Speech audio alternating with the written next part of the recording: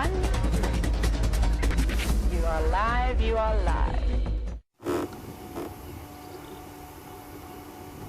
Good afternoon, everybody, and welcome to the Christmas Eve Sunset Safari, the 24th of December here.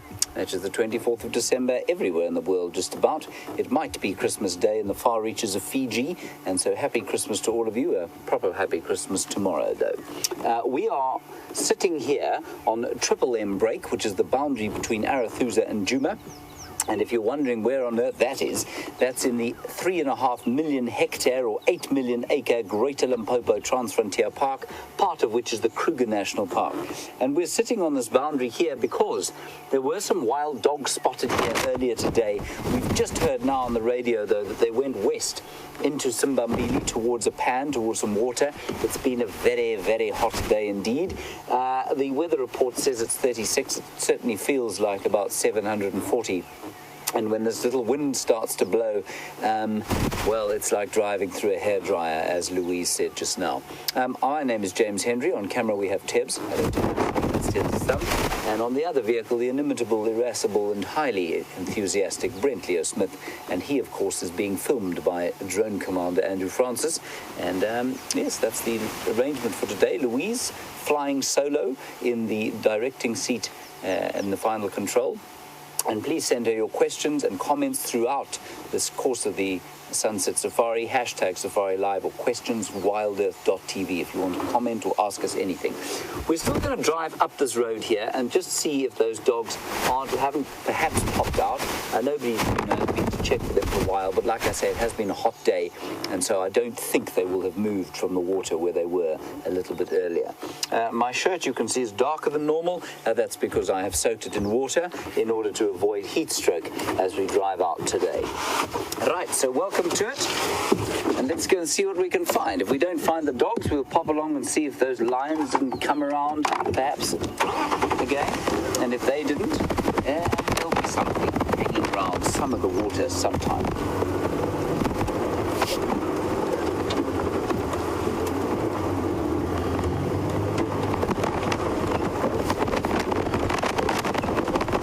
Thank you, Bob G. Yes, we have spent a good hour, actually, I think it was, doing our Christmas, putting our Christmas table together.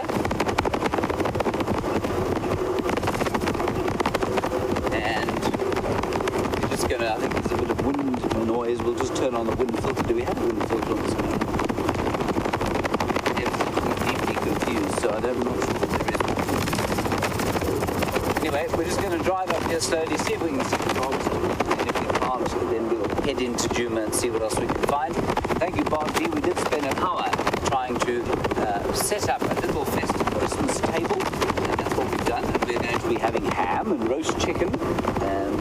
Louise's friend Marcus has just arrived, and he brought some Christmas pudding for us to eat. So that should be a very large feast come 7 o'clock this evening. And I hope that wherever you are in the world, you're going to do something similar.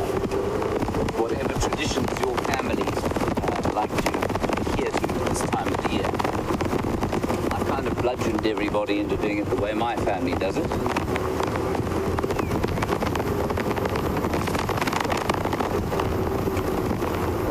Now this is the drainage line in which I think they were left earlier. They were just over here, and then I think they headed straight back in towards One Eye Pan, which is the pan inside Simbambili, where we are not allowed to go.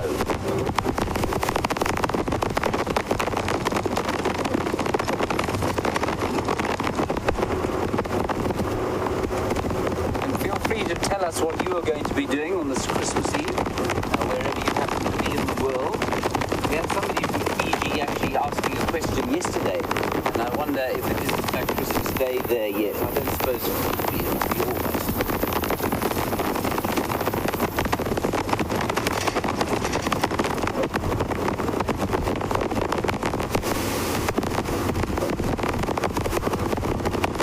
Yeah, and I suppose, as you know, talking about Christmas weather, most of you will be very used to chilly Christmases if you live in the northern hemisphere with snow and that sort of thing. We, of course, do not have chilly Christmases, And it's so funny, you know, I know a lot of people from the Northern Hemisphere cannot imagine having a Christmas in the blinding heat of the midsummer.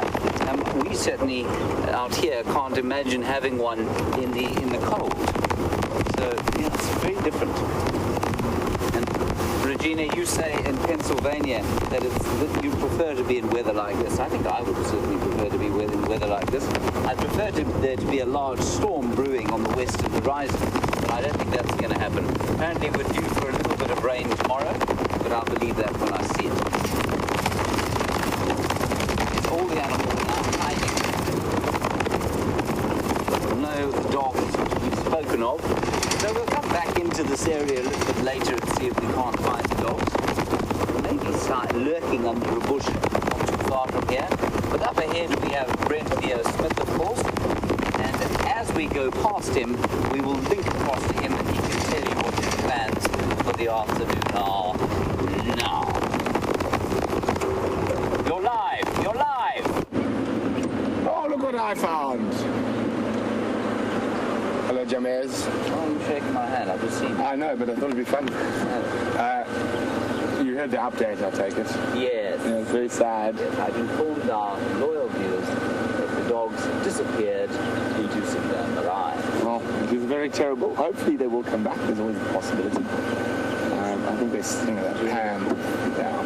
But we're going to continue on. I think I'm going to go down to the east. To the east? Yes. Right, okay. Well, good luck with that. I think we'll also go to the east, but via the north. Ah, wonderful. I'll go via the south. Okay, good. We'll catch you at the other end then. Okay, bye-bye. Bye, Tibbs. Bye, James. Bye. Oh, welcome. Sorry about that. Being attacked by a stable fly, which bit me quite painfully while the chatting to James there. My name is Brent Leo Smith. I have Andrew Francis operating camera with me today. And we are in the blistering Leopard of South Africa. Hot as Hades, as they say. So as you heard there, the tracks of the wild dogs disappearing off. Both James and myself are avid fans of wild dogs, so we try to both get into the area to see if we can possibly find them before they move. What I think has happened is water not too far that way, and I think during the heat of the day they might have gone there for a little drink.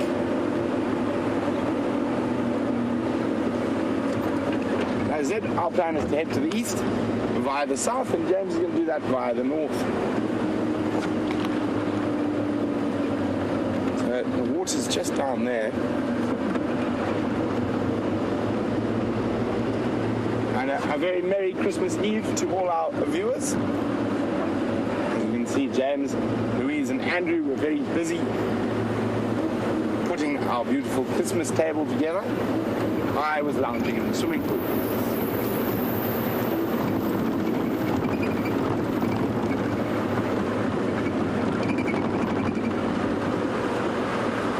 What is that all the way down there?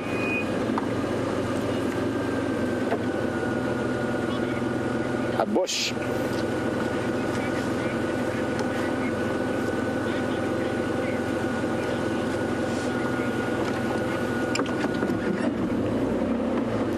So Regina Hart says, oh, please could you set a spot for me? I'd also like a cracker. Well, if you're in the Sabi Sands, Regina, you're more than welcome to come through.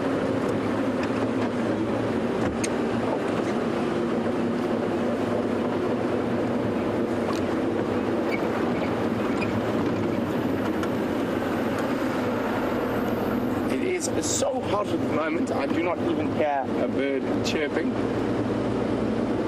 So I think we're going to go look for some cooler areas, possibly check the Moati drainage, good area when it's hot for animals, and they like to sit under the big African ebonies.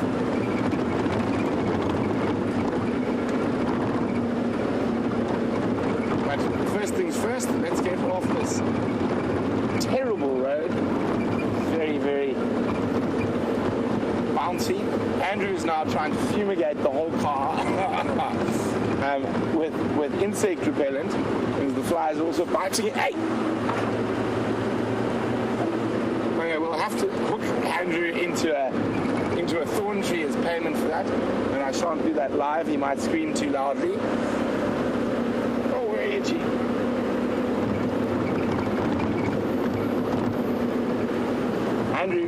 can hang Andrew on our tree as the extra decoration.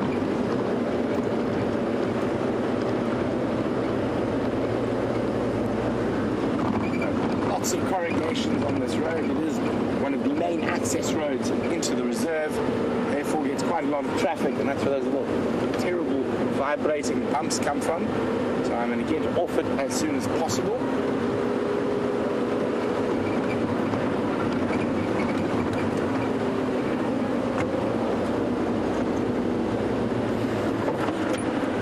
There's something that is alive, Andrew. Where's it going? Maybe it's fallen away again. Yeah. Oh dear. Okay, there it is. So you see him, Andrew? Little bird there. Oh, right on the edge, sort of at the base of the drainage.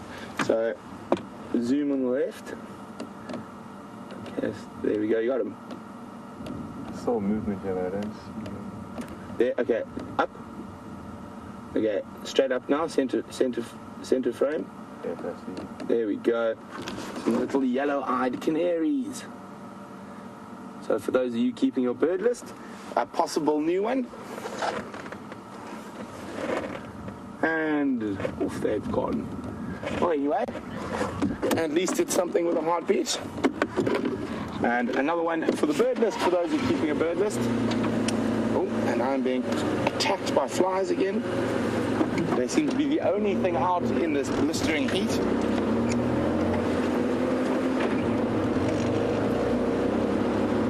So let us get off this terrible road.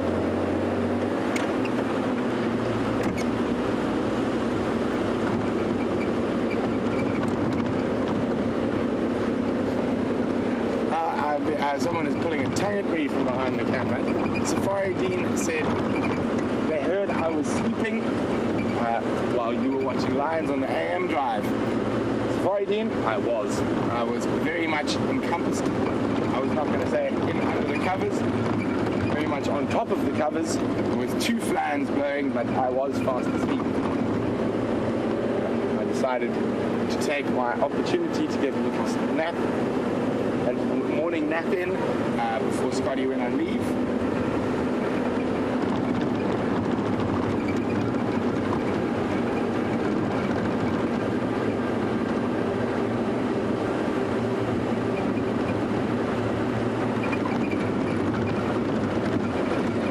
So, Jean in North Carolina thinks as a special Christmas gift, I should wash the dishes this evening.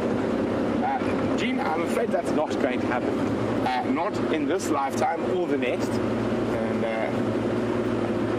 there's not much more to say about that, Jean. I'm highly allergic to dishwater.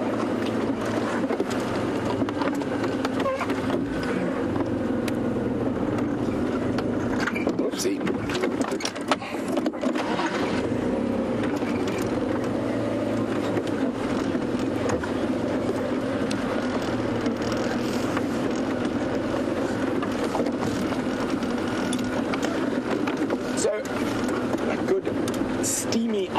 Welcome to Wendy, who's living in St. Pete. Says, do we ever get any unwelcome creatures in our swimming pool like they do in Florida? They get alligators and such. We don't get any crocodiles or alligators in our swimming pool. We do have the odd snake we have to rescue though, as well as the odd frog we have to rescue. The frogs are unable to climb out of the pool. But not too many unwanted creatures. We have a resident woodlands kingfisher and a resident pair of pygmy kingfishers that swim or dunk themselves into the swimming pool to keep cool, but they're very welcome. Very pretty birds to have outside your doorstep.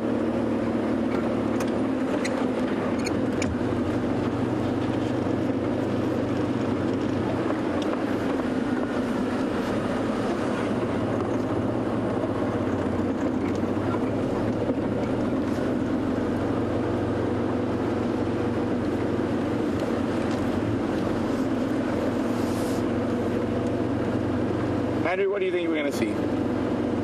Hopefully elephants. Hopefully elephants. Andrew wants to see elephants. I think we might have to make our way down towards the Juma waterhole and the Gallagher waterhole.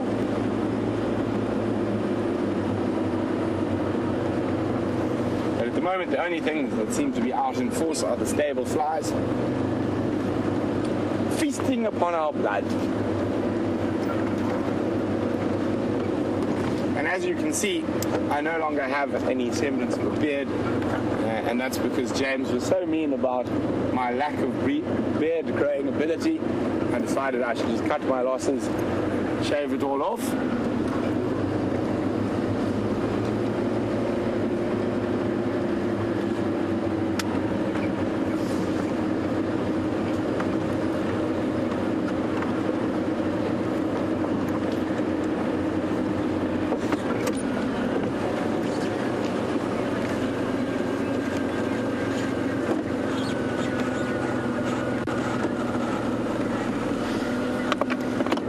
Thank you very much, Sandy from British Columbia, who says I look very handsome without my beard. I'm going to tell James that when I get back. But we've got a little steenbok here. A little male steenbok. And sometimes if you look carefully, you'll see the female around as well.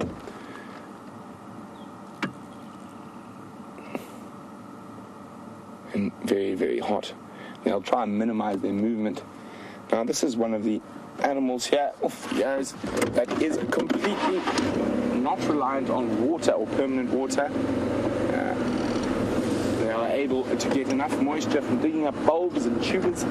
Obviously, if there is water around, they will partake, but they are not stuck to areas of permanent water, and therefore they live right up into the deserts.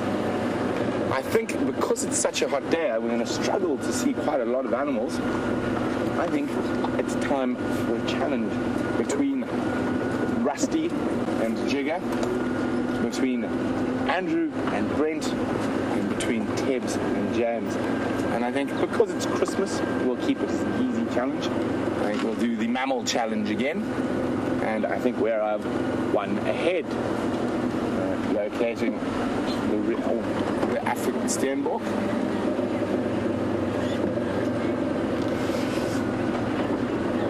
So we're going to see what we can do.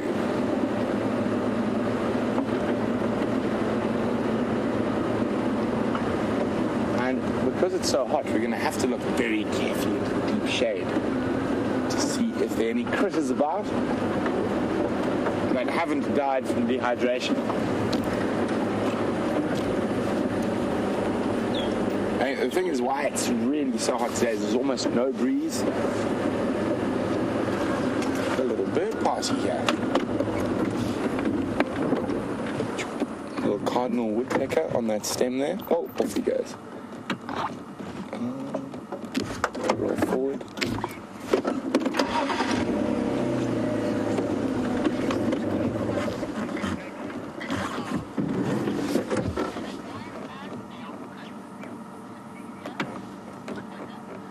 Cecilia's got her Christmas wish list out. She'd like an elephant, a giraffe, a husband, bless you, Andrew, and a giant land snail. Unfortunately, I think I can try with the first two. I'm not so sure about the second. In this blistering heat, the giant land snails are going to be hiding. I'll see if I can find you a giant land snail shell. Andrew has dropped his pillow and had to get off the vehicle. But if we look behind us, Andrew, oh, it's decided to fly away. But there was an African vagrant, very pretty little butterfly. We might stop now. And even the butterflies are flying in the shade.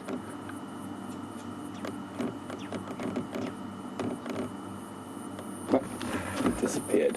Seems like everything is trying to hide, not only from the heat, but from us.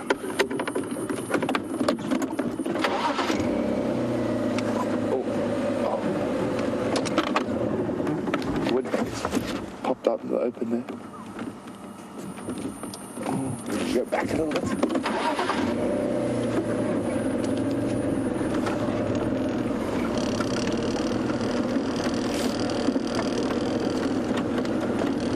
There we go. Oh, the woodpecker. It's off it goes. So there are actually two species of woodpecker. Unfortunately, we weren't able to find either of them, but we've still got a few other birds up in this tree. It's a little flycatcher.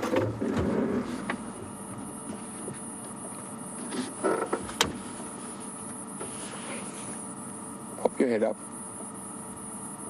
And a southern black tit above them.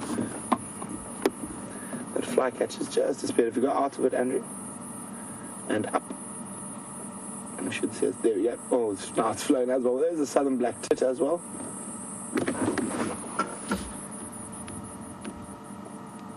Seems like everyone's hiding today.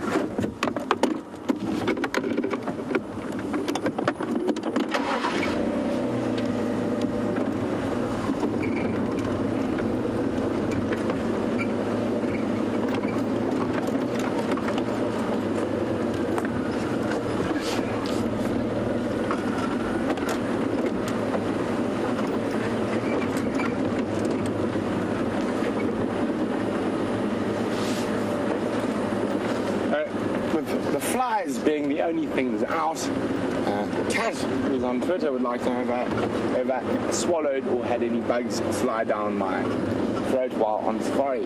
I have. I think it's possibly one of Andrew's most favourite sightings of all time. When I swallowed a fly, he giggled like a schoolgirl for about an hour.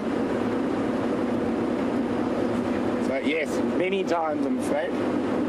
One of the drawbacks of talking and driving at the same time in an open safari vehicle.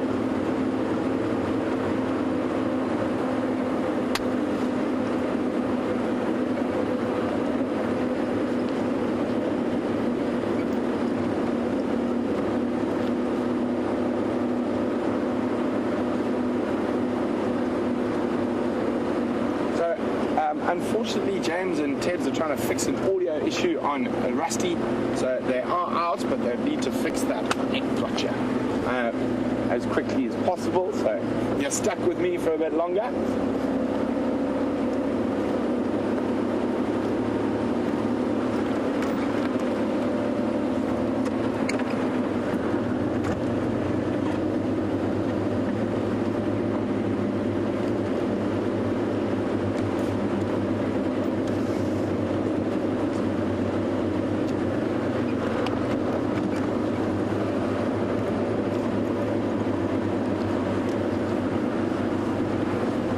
I have a question that's quite a bone of contention on this vehicle particularly, or when I work with Andrew.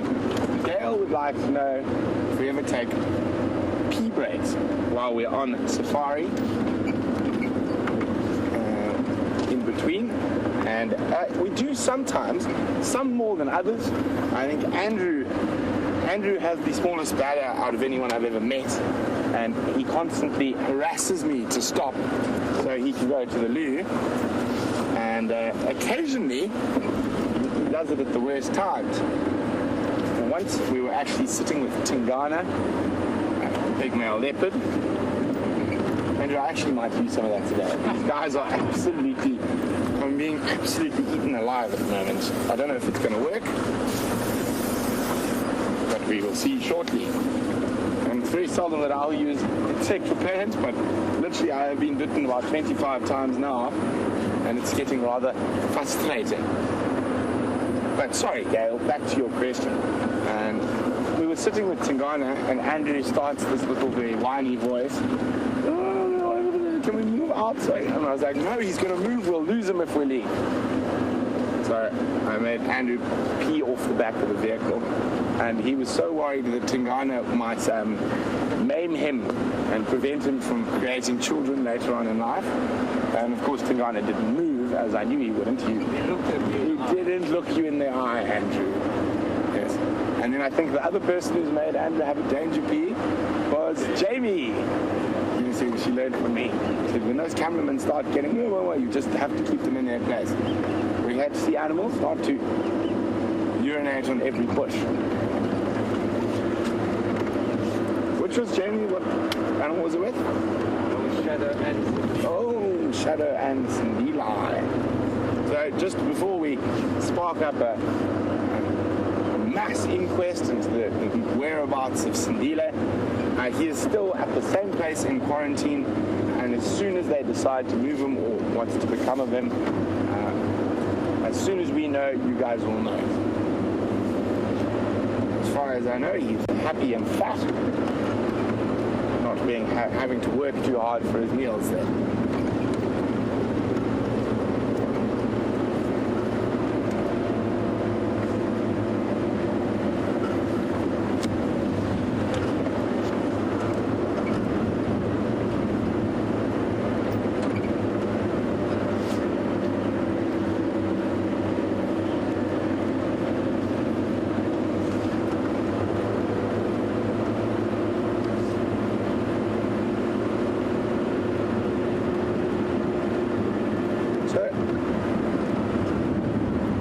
The search for mammals today, and Sharon, Merry Christmas to you too, Sharon in Pittsburgh. Sharon would like to know which animal's bigger, a waterbuck or a kudu. How tall are they at the shoulder? Give me a second, I will remember just now, but I would say probably a kudu is taller, but a waterbuck is heavier. And I will get the exact figures for you when I'm not driving.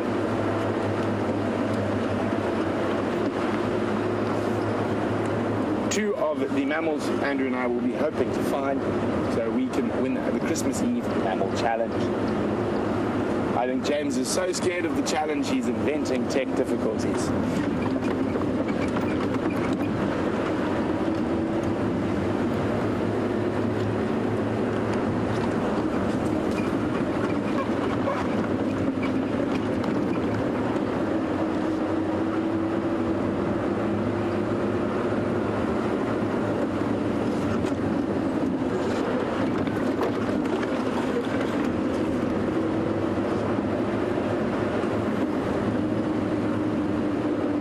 Andrew, where are we going to find animals? Treehouse? Garida. You want to check treehouse first? Yes. Okay. See if those elephants have managed to dig. They've dug a well in the remnants of the treehouse waterhole, and we're going to have a look whether they have managed to dig it deeper and whether there's still water in it.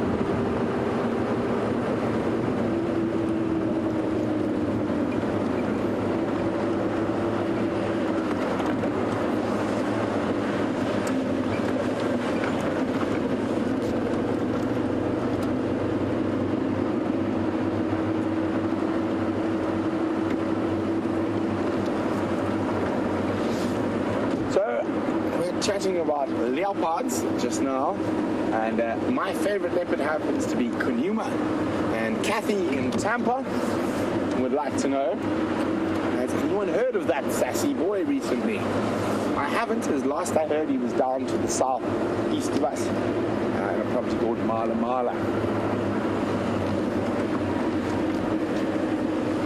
And still I'm not sure where his brother quarantine is either.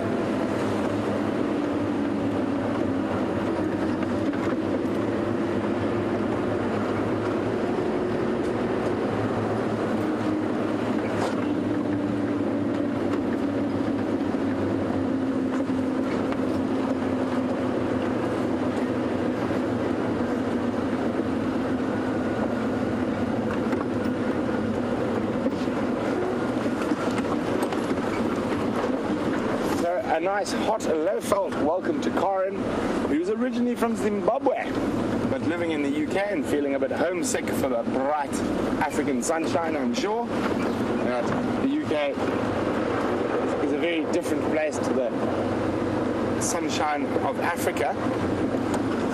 And Karin would like us to try find a flame lily for her, and it's also one of my favorite flowers, Karin, and it's Zimbabwe's national flower. It's called a flame lily or a fireball lily. Unfortunately, with the very little rain that we've had, it's unlikely they're going to flower yet. Look at this, isn't this incredible? The elephants are keeping water in this area for the other animals. They've excavated. Oh, and we just had a little sparrow come out of there from drinking. So isn't that incredible? The Eddies have dug this and they've managed to get below the water. It's at the base of a seep line. So they are providing water. You can see there's a lot of tracks of other animals that have come to drink here. Definitely a spot we should check when it's a bit cooler.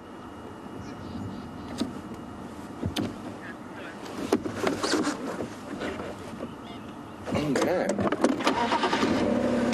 Right. No beasties drinking yet, just yet.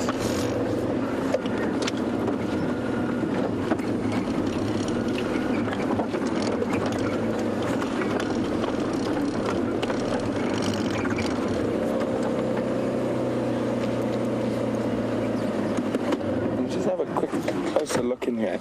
There's a huge amount of wasps that are collecting mud. Oh, here they come. Don't sting us, please. And you get any of them, Andrew? I can't see. Am I too close? Try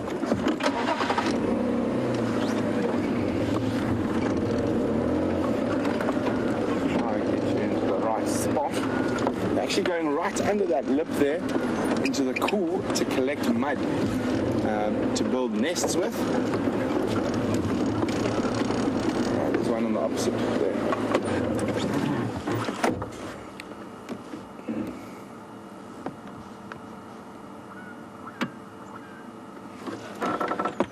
Right on the opposite side.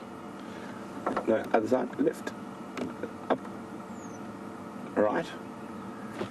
Right, more. Actually, where are you? Come out a bit, sorry, Andrew. Okay, so top left. Okay, zoom. Okay, slowly. Come out a little bit. There. Right, up a little bit. Up, other up. There we go. There's a wasp sitting on the bank there. Center frame now, Andrew.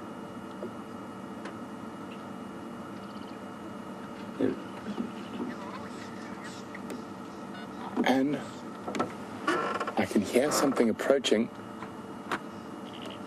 but it's a vehicle. There we go. So the wasps are collecting clay to build their nests with.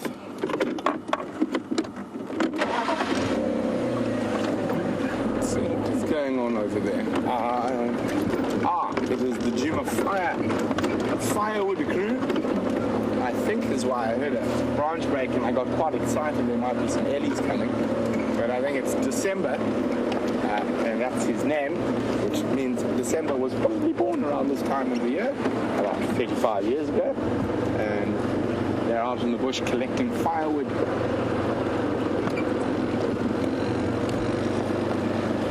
There we go. You can see the firewood vehicle over there. Kesha and December.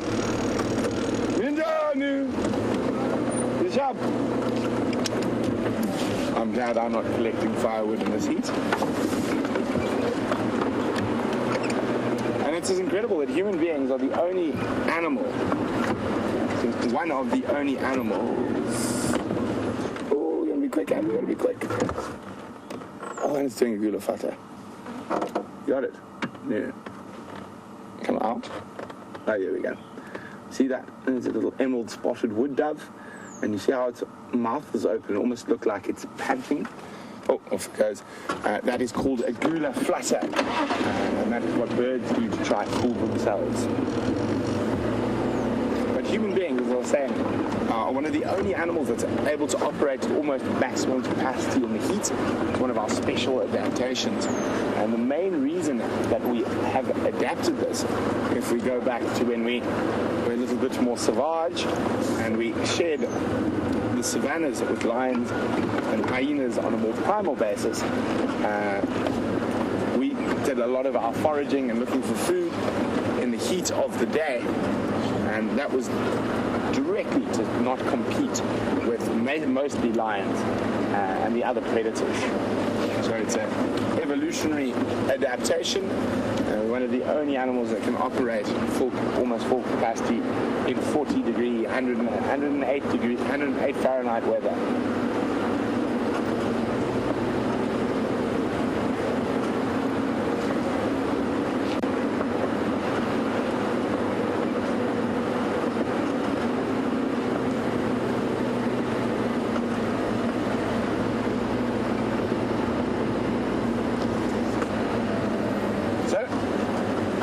Adrian says doesn't often get a chance to watch live, but watching live today, so welcome, Adrian. Adrian would like to get a demonstration between a marula and a false marula.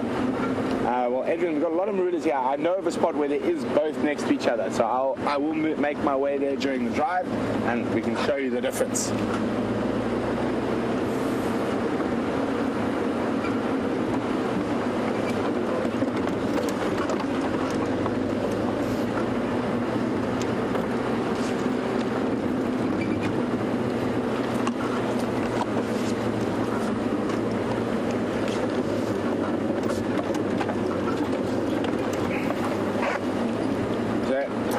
In Florida said she's assuming James must be a naughty elf to have been stuck with Rusty 2 drives in a row. Not at all. Unfortunately, we share it and we'll work out a rotation. So obviously it's changed now because Scott's gone on leave and you're stuck with James and I every drive. But we will not make each other sit on that vehicle all the time. So we will swap out.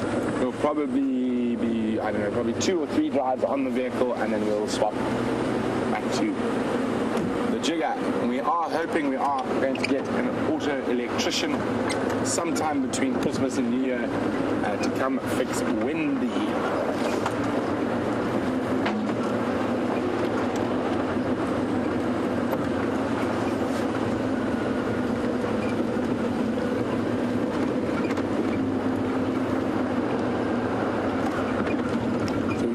Check into the nice deep dark parts of shade at the moment, and that's where everything's going to be hiding.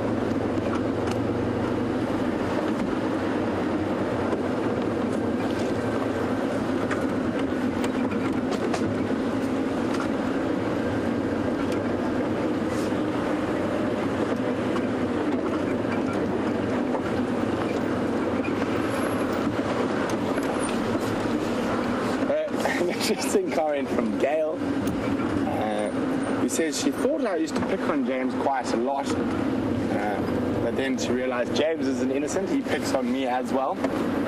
He's just a little bit more subtle about it. But she says the banter is fun and we enjoy it as well. James and I have been friends for nearly, was it 2? Yeah. Next year, 2016. Yeah. Oh, we've been friends for 10 years. Sure. Oh. So James and I will be been friends for about 10 years next year. And you should see what we say to each other when we're not on camera. But it is all in good humor. The person we actually all pick on is Andrew. He's really easy to pick on.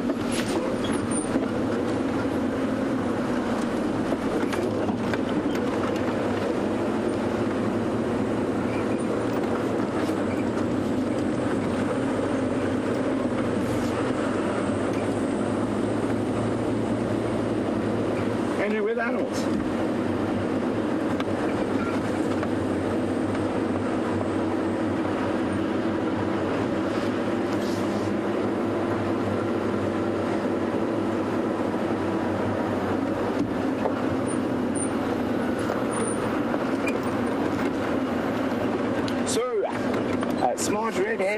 Smart Redhead says, thanks very much for continuing the drives over the festive season. It really means a lot to her and to so many other. It's our absolute pleasure. We love being out here in the bush. And we are not with our normal families, but we're with our WildEarth family. So that's also fantastic. And in the meantime, James has got his first animal. And so let's go see what it is. Right, good afternoon everybody again. We have managed to fix our microphone problem by destroying the offending microphone and replacing it with a lapel mic. I accept Brent Leo Smith's Christmas Eve Mammal challenge. I'm going to take 3 from this sighting, if not more, as the heat builds around the last water here. We've got some buffalo there. You can see in the background some impala coming in for a drink. And then at the water hole itself, another 1, 2, 3, 4, 5. Help me count the buffalo, everybody. 1, 2, 3, 4, 5, 6, 7, 8, 9, 10, 11, 12, a dozen buffalo and some nyala. So I'm going to take 3 mammal species from this. I'm not sure what Brent is on at the moment. Perhaps there might be a squirrel about here somewhere that will come out and wish me Christmas Eve greetings. Oh, there's a wildebeest. There we go. Tebs, quickly bang him. 2 little wildebeest and another one disappearing off into the bush there. Can you see them? There we go. That'll be number 4 for me. Thank you. It's actually very, despite the heat, it's a very pleasant afternoon, I must say. And I think it's going to be a good one. I'm not sure what Brent's route is. I think it's a long time since we last saw him. I suspect he's probably in that direction there, towards the southeast. So we're going to head off also sort of centrally towards the east, and then we'll wind our way back here. The interesting thing, one of the things I'm going to try and do today, of course, is to gather some flowers or some colour for our Christmas tree. And I tried to climb a tree today and get some cherry yellow blooms from a leopard orchid, but it proved a little bit out of my reach. And so I'm going to try and do the same thing. 2 goals for the afternoon is to retrieve some mistletoe and also some leopard orchid for the centrepiece of our little Christmas table, where we are going to feast a little bit later. Right, on we go. Brent Smith's Mammal Challenge. Of course, I'm 1 game up in that challenge. He lost the last one. There are also some beautiful birds here, and I'm just going to show you one of the banes of Johannesburg life. Now, if you look just in front of us here, there's a bird with a long beak, and he's called a hardy-dar ibis.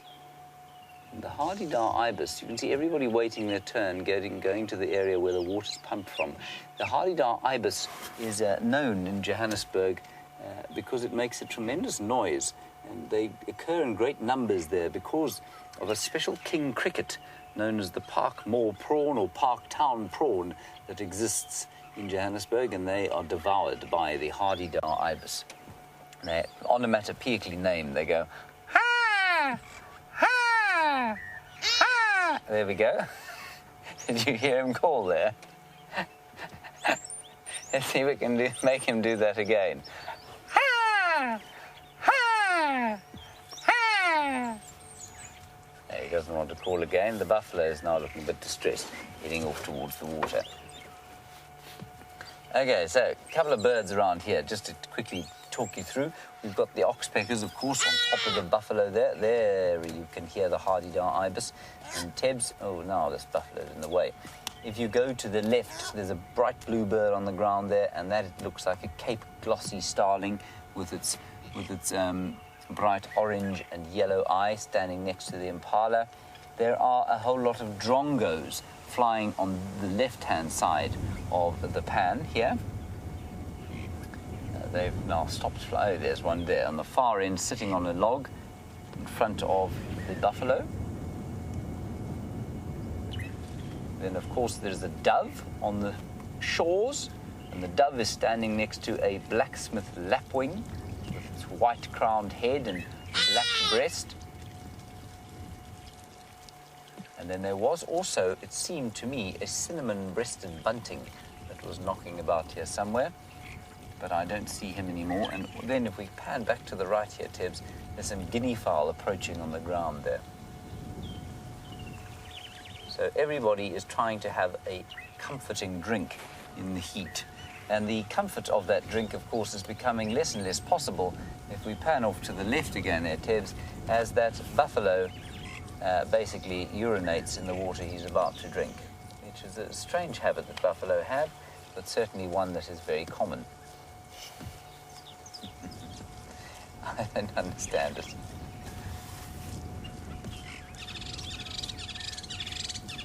And then there's also a woodland kingfisher flying about. Bright blue colours. There you can see the beautiful blue colours of the woodland kingfisher.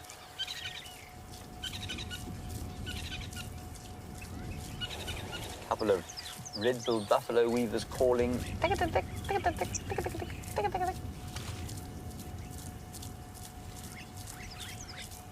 And there's also a wattled starling. Ah, look at that. Tebs, I'll try and direct you to the wattled starling. I think it's just gone behind there. They're all flying off now. They were sitting in the red-billed buffalo weaver's nest. Those are the wattled starlings flying off there. That's a pretty good start, I'd say. Right, the only mammal species I feel I'm missing from this particular region now is a bushbuck. And there was a bushbuck around earlier. I'm not sure where he's gone. Well, let's see. I'm actually not going to go to the east just yet because I did see some. I went for a run earlier and I found some giraffe. Oh, there's a giraffe coming in on cue. Hello, giraffe. Thank you.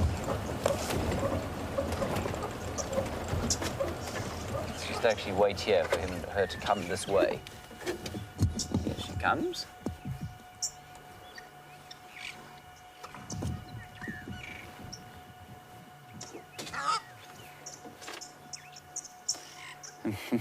Paulie, you say animals gathering at the waterhole reminds you nostalgically, no doubt, of your family outings with other families to the park and where you all used to meet. Yes, I suppose it's exactly the same. I suppose you might also think of it as being something like, look at all the oxpeckers leaping onto the giraffe as it emerged.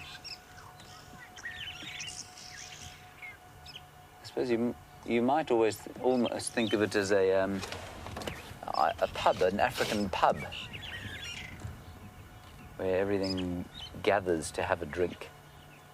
So this is a giraffe cow. I think the same one that Scott and I were looking at in this region earlier today. Good afternoon, Any Station, Scotty Susie. That is the game drive radio, which unfortunately on Rusty is what we call open comms.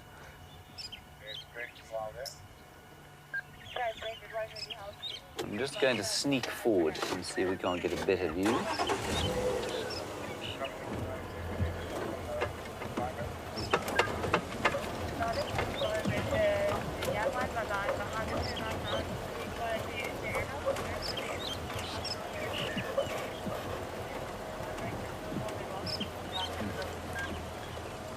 And thank you, Sean, in Secunda. You're telling us a story about how the hardy dog got its name. Slightly apocryphal story, of course. They are terrified of heights, and that's why they make that ha sound. I'd forgotten that.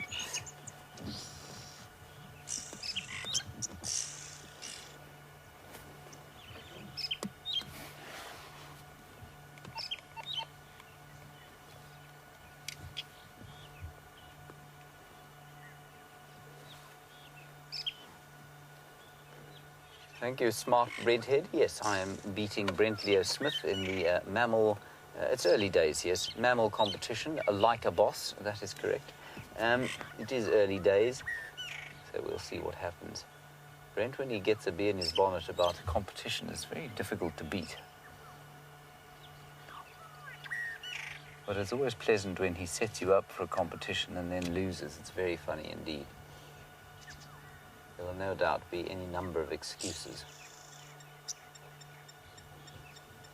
Now, she's quite old, and I think you can tell that from the condition of her skin. You can see it's fading there on the base of her neck. Her skin is starting to fade. And then if you look at the top of her head, she's got a sort of, well, one of her horns looks like it's about to sort of snap off. And she's also got quite a lot of calcification on the skull. So I think she's a good age.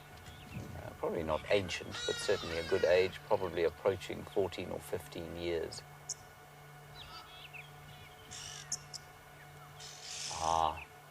I believe the wild dogs have crossed into Sydney's, or into Buffelshoek, around Sydney's Dam. That's the northeast corner of our traversing, northwest corner, and we cannot go in there, unfortunately. But Brent, on Jigger's got good signal up there. He might be able to get you a view of the dogs looking into Buffelshoek, which would be very nice indeed. Okay, let's carry on down here. That impala tripped over a guinea fowl. It was quite funny. And let's go towards Treehouse Dam now and see if we can't find anything there. Oh, this giraffe is a tick city, Cole, and very confiding. Look at the ticks on her bottom and on her inner thigh.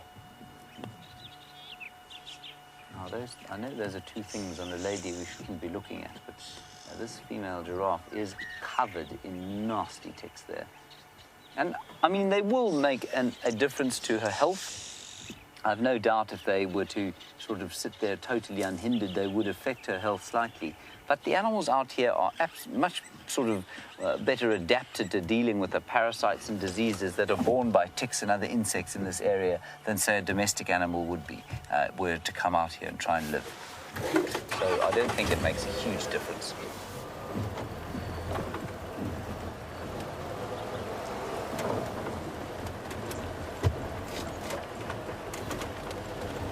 Katya, very well spotted. The giraffe does indeed have a bent or broken ossicone or horn, and you want to know how that could happen. Well, with the males, I'll just stop here quickly so that you can see it again. With the males, I mean, it wouldn't be that unusual because the males, of course, fight, and so it wouldn't be unusual for them to bash their horns and break a horn. A female, it might have always been like that her whole life. It may have just grown squaff. It also could have been maybe she was running away from a lion and she bashed it on a tree. I think that's probably possible. And just before we leave here, Tibbs, if you go to the left there, those two buffalo are having a bit of a fight. They're standing right in front of Wiyatela Lodge. And they were chasing each other.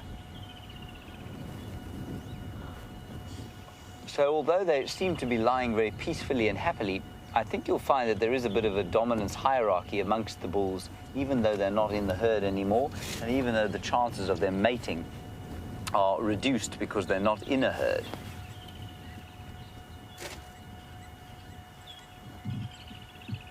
Let's just watch them briefly and see what they do.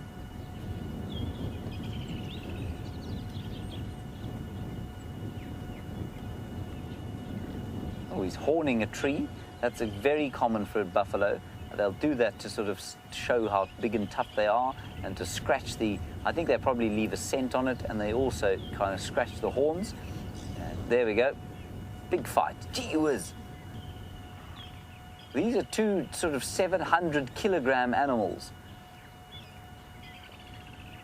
1,600 pounds.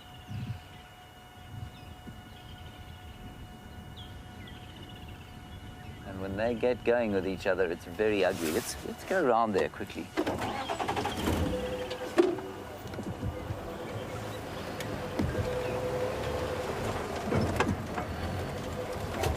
mean, there really is a great plethora of animals going on here. I mean, there's impala and nyala and giraffe, buffalo.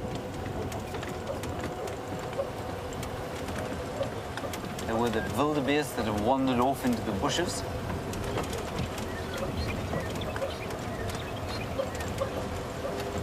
See what these fellows do. Like I say, Wendy, I said this morning, Wendy is, not Wendy, Rusty, who'll be driving this afternoon, is very rough on the suspension. So each stone you drive over is particularly bone crunching. Okay, I'm not going to go too close. There are some people in the lodge, I see, and they're lurking in the pool, which of course is a very clever place to be. I don't suppose they want to appear on the internet in their Christmas pool.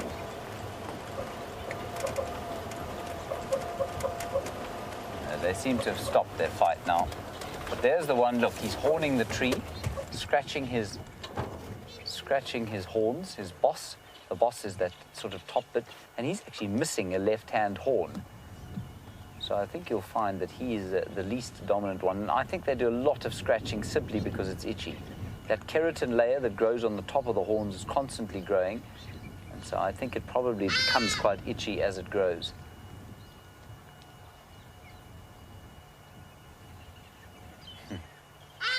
He's not in nearly as good a condition as the one in front of him. His hips are starting to show. He's probably just a bit older.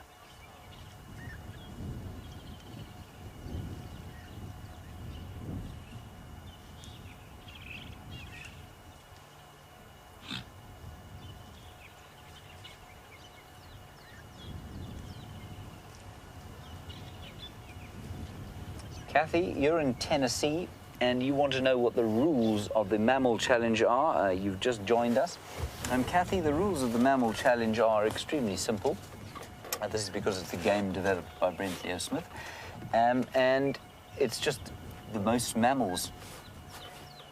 That's all it is. So my tally is now at 1, 2, we've got buffalo, giraffe, nyala, impala, wildebeest. We're sitting at 5. I think Brent is on 1 or 2 maybe. And with any luck for you guys anyway, it will be 3 with the addition of the wild dogs that he's trying to get to. So it's a very simple game, Kathy. But join us and let's see what will happen. Maybe we will have a Christmas bird challenge tomorrow morning. Just before we open our great piles of gifts, well, 1 each.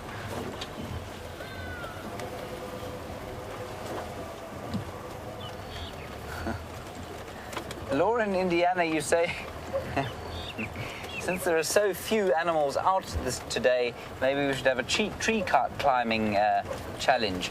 I think there are quite a lot of animals out here. There's a huge number of buffalo here, impala, probably 10 or 12 species of bird that we spotted there. We have wildebeest, nyala, going to hopefully pop onto quarantine and see some zebras. But yes, I think we can have a small tree climbing contest, certainly. I think that I should count the one that I had this morning, though, because that was a particularly large and terrifying tree. But I am going to do 2 bouts of tree climbing today, one to try and retrieve some leopard orchid flowers for our table, and the other to retrieve some mistletoe for our table. And possibly we'll put some on the, we might use a bit for a lintel above a door or something like that.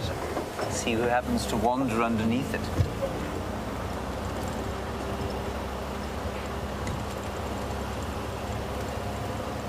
There is a bit of cloud building to the west, but I don't think it's going to be anything that dumps any rain here.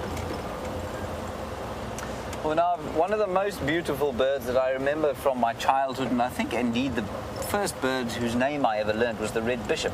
And Karen, you want to know if we find them here. Karen, we don't find bishop birds here, and I think that's for the simple reason that the habitat is not right. They like to live in reeds, they like to live in slightly wetter areas, and so in areas where you've got sort of large, fairly clean ponds of water with reeds and reed beds, they nest in reed beds, you'll find the beautiful red bishop. I'll try and show you a picture. And I remember them from home as a child because we had a cat, a very naughty cat called Miss Brown. And Miss Brown was very adept at catching birds, and she used to catch red bishops all the time in Johannesburg. And so that's how I knew what a red bishop was. I'll try and find you a picture now.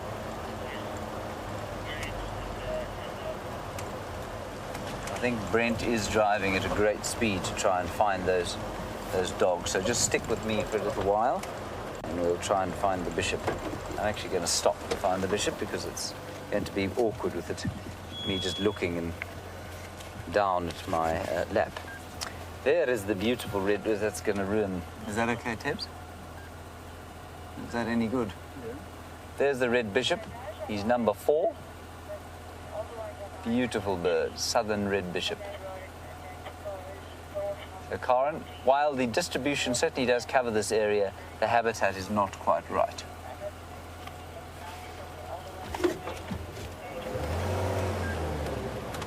Okay, on we go.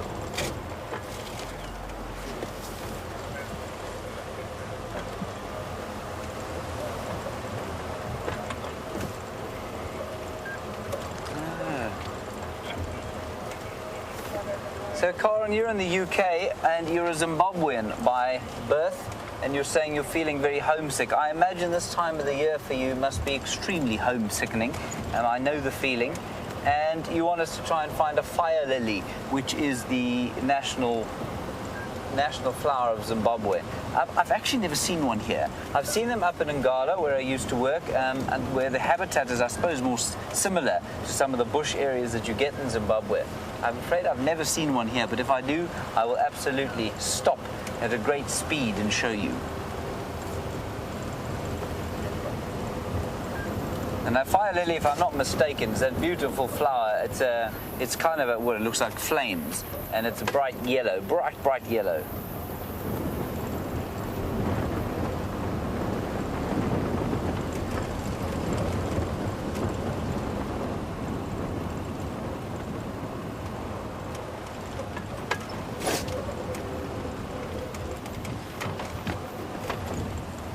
Well, here we go. It amazes me. Raisa from Finland, you are quite astonishing. You say you have seen a flame lily here, even though you probably never set foot on this land. You told me where the sausage tree is, as did Jeffrey in Texas, and you say that there was a flame lily that you saw around where that sausage tree is. So I tell you what, we'll absolutely go past there just now and see if we can't find a flame lily. Thank you, Raisa. Any other interesting bits of pieces of flowers that you think I might find? And if you could send through the coordinates of those, that would be great.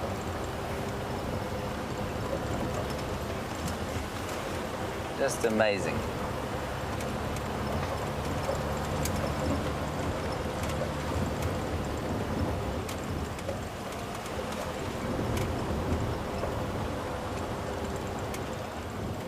Hello, Imran, and I think that you might be a new viewer. You're asking what park are we broadcasting from? Imran, to be in broad summary, we're broadcasting from the western fringes of the Kruger National Park in South Africa, and we're on the western fringes of that in a private reserve called Djuma and Arathusa. Djuma is the little piece that we're on now. Arathusa is to the west of us. But all of these names that you will hear if you keep watching us, and please do keep watching us, it's lovely to hear from you. All of these areas are contiguous wildlife areas. There are no fences between them, and we're part of an 8 million acre or 3.5 million hectare wildlife area that extends into Mozambique and Zimbabwe, called the Greater Limpopo Transfrontier Park. So Imran, thank you very much for that, and welcome. Please keep talking to us.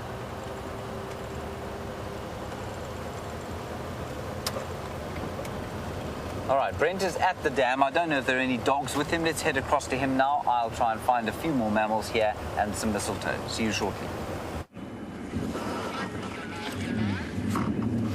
So you can see some impala disappearing there. We got a report that the wild dogs managed to sneak literally between James and myself to this area, and they're now lying up. If we come out to the right a little bit, Andrew.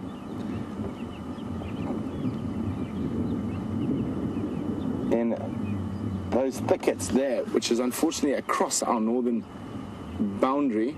I was just trying to see if we can maybe see an air flick in the shade, but nothing yet. But we have a waterbuck, so that will be number 3 for us. I think James is pulling away slightly. Always like to let him get a bit of a head start, and makes it more rewarding when we destroy him.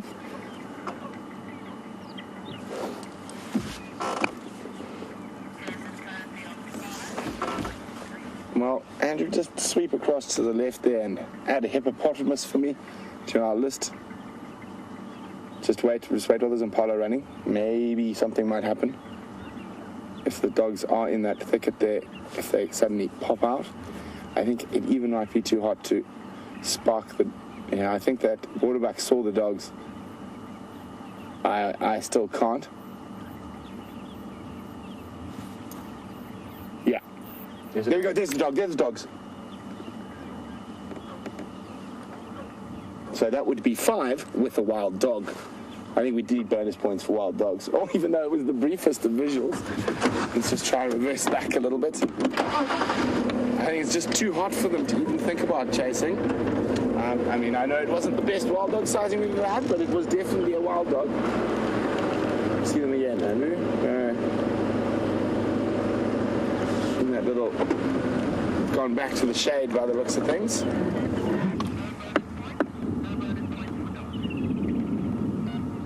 James and Teb say no bonus points for dogs, and that's because they didn't see them. Now, quite interesting if you go back, you got the waterback there. The waterback, which is possibly a bit big for the dogs, Might even go back to re-inspect them.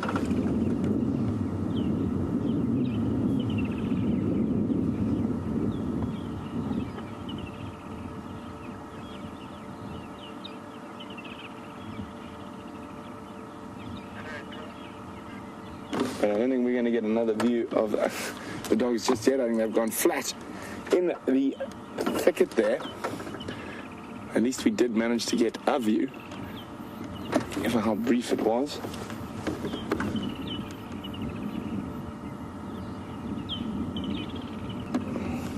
There's that young male waterbuck who spotted them first.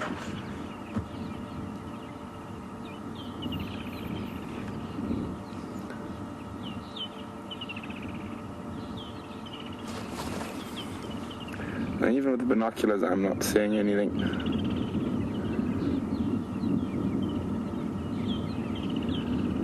Well, a gamble it was, but a gamble that paid off.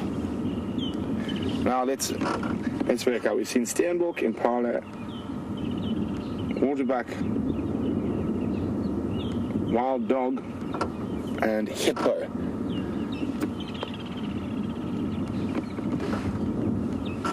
So let's go have a look. Let's get those hippo ticked off. I don't think we had a good look at them beforehand.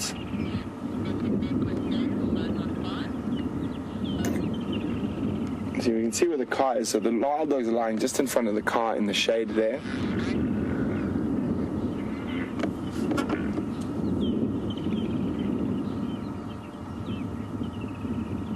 So let's have a quick look at the hippo, and then I'm going to chat to Susie. Just hang on, I've got to be on the radio quickly. Ah, there we go.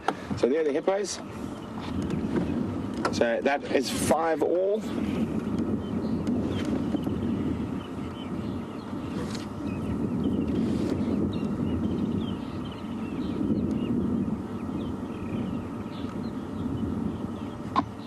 There we go. Hippo, hippo, hippo, and wild dogs we can't see. So I'm gonna go see what else we can find, and I'm gonna keep a very close ear to the radio. And if they do decide to come back towards Juma, I will be here in a matter of seconds. I will make Lewis Hamilton look like a Sunday driver.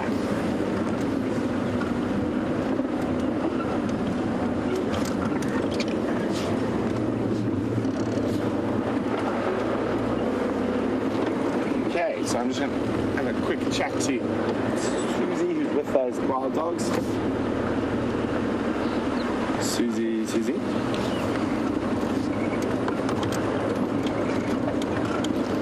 Susie, if they do look like they're going to head west at any, south or west at any point, please could you let me know? Thank you very much. So,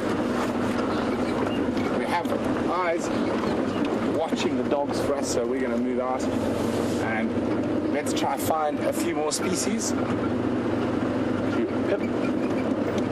Now score, get that scoreboard ticking a little bit.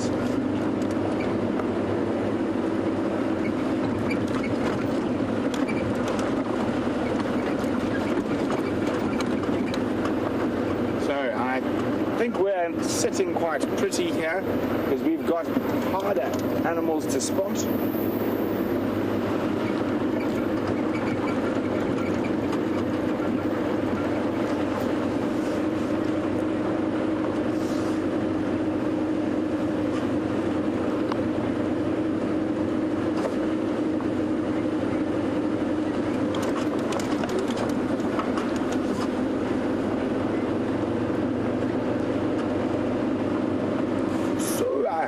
Any who's in Edinburgh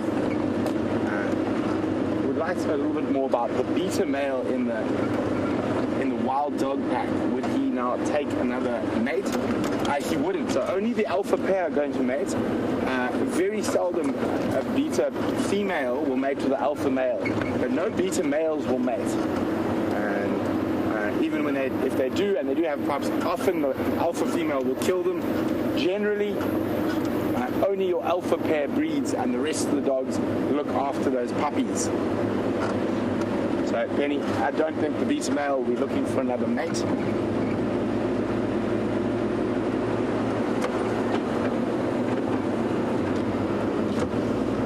Andrew, where do you think we're going to find some animals to get the scoreboard ticking and get a nice comfortable lead over James and Tebs? That way, straight ahead, okay. So we've got Impala and Waterbuck out of the way. Now we need to find some of the slightly more difficult species to see.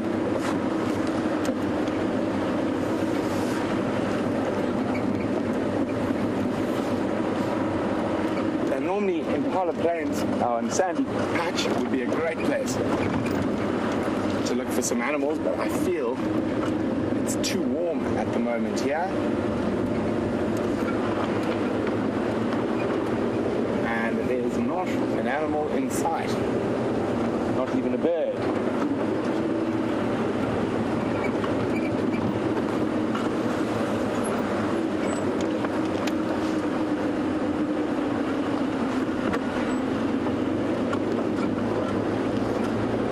I think the prudent thing to do when one is in competition is to go tick off the regulars now that we've got a few more of the harder to find species. And let's go see what's down and about near the Gallagher and Juma waterholes. I know James has been there, so just to make sure I've collected the species that he has already.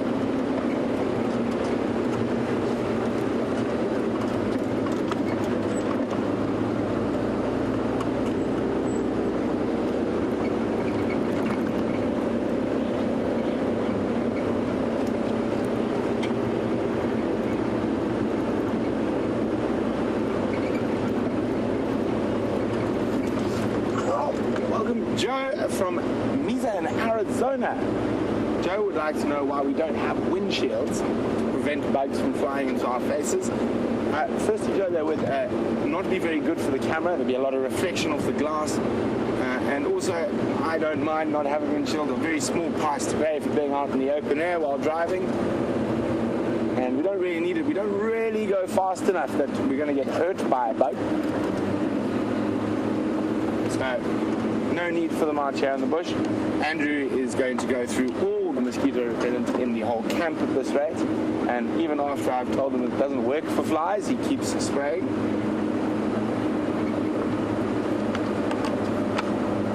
Andrew is one of those guys in camp, when he gets hold of something that sprays, he will spray it all. So we actually have to watch Andrew with any aerosol cans, compressed air, cans for cleaning cameras. Andrew just sprays. He likes the sound, I think.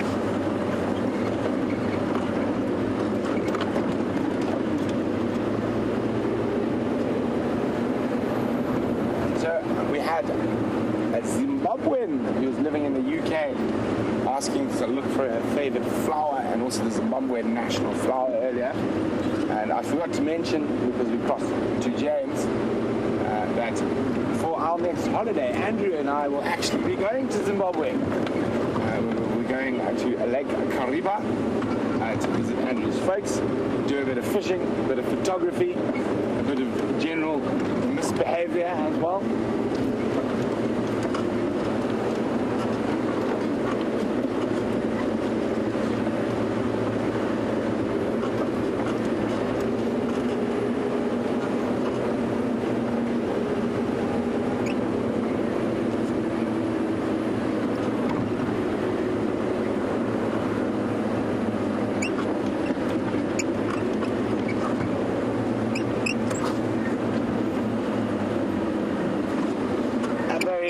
Steamy welcome to Mary in Missouri.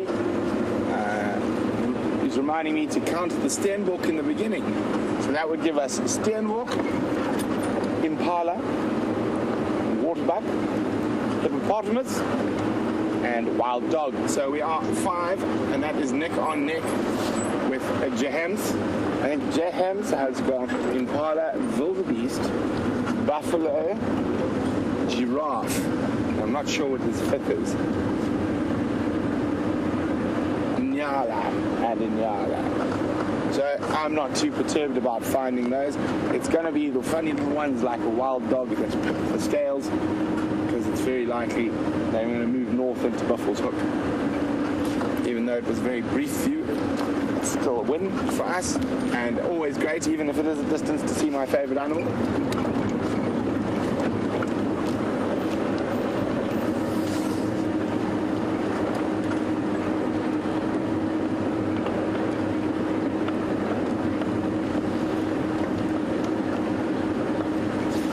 Pamela would like to know whether beta male would be the lowest ranking in a dog pack. Not necessarily. Oh, sorry, Impala, I didn't even see you sleeping under that bush. Pamela, so outside of the alpha pair, there will be beta, gamma, and theta continuing down. And it's not necessarily male, it could be male or female. A dog outside of these sort of top 4 or 5 dogs, the pack is very sort of conspicuous across the board, and they're all very similar ranked. Andrew, we need bushbuck, because that's another one we don't see too often. We've got to collect the collectibles, so to speak.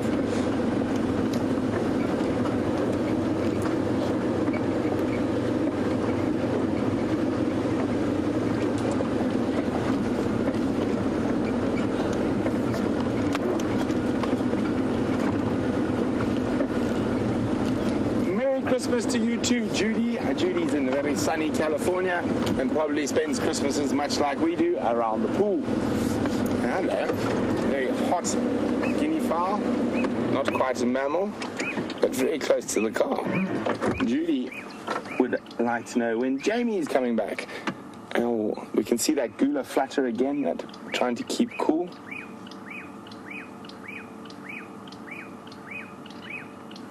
Very strange looking birds. Almost look like some form of prehistoric dinosaur. And they've paired off at the moment at this time of the year. Oh, found something to eat. To breed.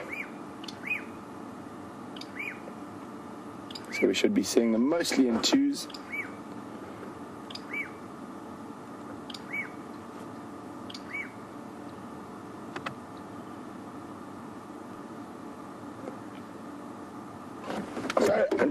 Judy would like to know when Jamie is returning. She'll be returning just before the new year, but she will not be taking drives. I think until the 1st of January will be Jamie's first drive back into work officially. But she's coming back early to visit me. Here we go. Number 6. The large bovid. That's that buffalo bull.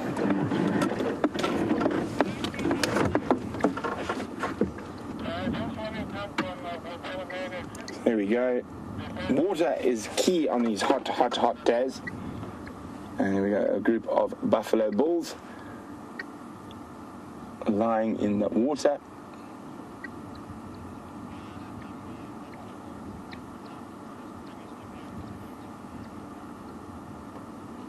And they're chewing the cud.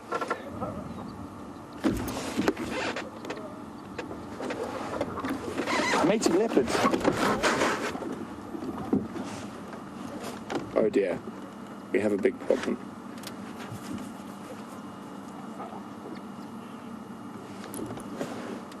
Sorry guys, I just need to listen very carefully.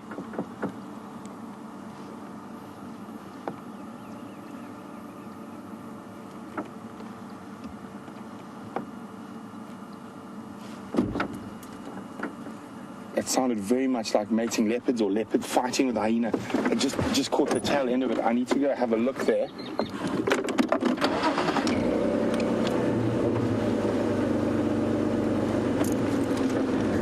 So I just need to be on the radio for a second. Tax.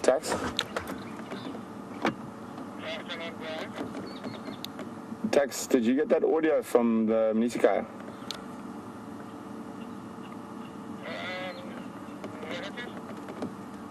Copy. It sounded like Fagapagatingwe, just below Mnisika in those drainages between north of Gallagher.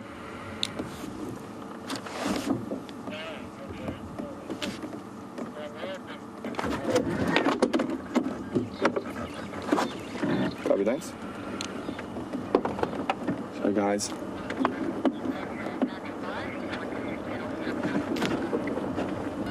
so it's in this terrible, terrible block where there's lots and lots of drainage lines and cliff beds. So what I'm going to do is I'm going to come take you with me to the top there, and then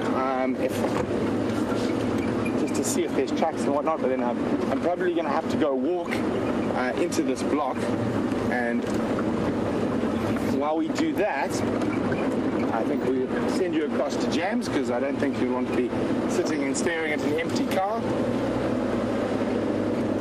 I just need to find a piece of shade for Mr. Francis. But we're going to go across to James. I'm going to go walk in here, see if I can find these leopards and see if we can possibly get a car into this area.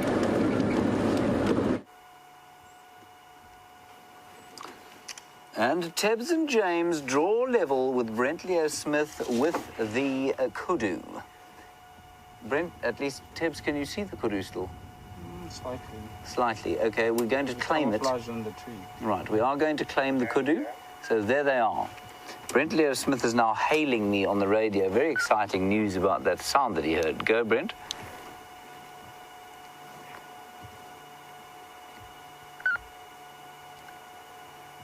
I'm just trying to get hold of him. There's a beautiful view of a young bull kudu. Go ahead, Brent. Beautiful. James, if you're still in the area, it might be worthwhile standing right around in Google in case they move that way. Copy. I'll come back into that area, Brenty. We're going to turn around and just go and give Brent a hand there, because I don't think anyone else is going to help with the tracking. I don't know what that last thing he said was. Anyway. So he's not too far from here. We're on the southern boundary, which sounds like we might be miles away, but we're not really. It's not a very large piece of land. We're about 5 minutes away from where he is. And like Brent said, that area that he's called, where he thinks he's heard them mating, is very thick and very difficult to get a vehicle into. Of course, if anyone is going to get a vehicle into it, that will be Brent.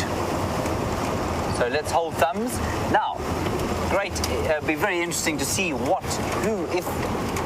if they are mating leopards in there, who they are. And of course, the number one suspect female would be Karula, because she has been, well, she was seen mating about, I think it was probably about a month ago now. Maybe that was a failed attempt. She certainly tried 3 times before with Tingana to conceive. Well, that was the 3rd time. So whether she's pregnant or not, who knows? Maybe, and I hope that this is going to happen, that she's mating with Mvula, which would just be wonderful, because they produce those 2 wonderful males. Well, we think they produce those 2 wonderful males, Quarantine and Gunuma. Old Mvula has been knocking about the place. In fact, you know what? There was a male leopard seen today at Buffelshoek Dam before Scott could get there. And I think maybe that was Mvula coming back from Torchwood.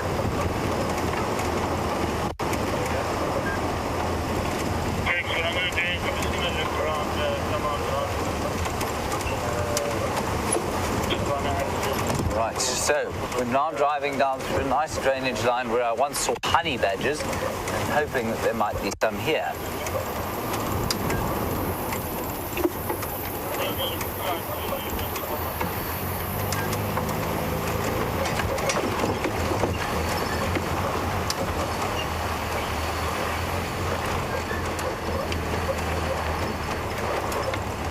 Hello, JJ. You are obviously a keen ornithologist, and you've stated and noticed that the only ibis we seem to see here is a hardy-dar, and you want to know about the African sacred ibis, which is a beautiful white hardy-dar-looking ibis, and you say that the distribution should cover the whole of South Africa.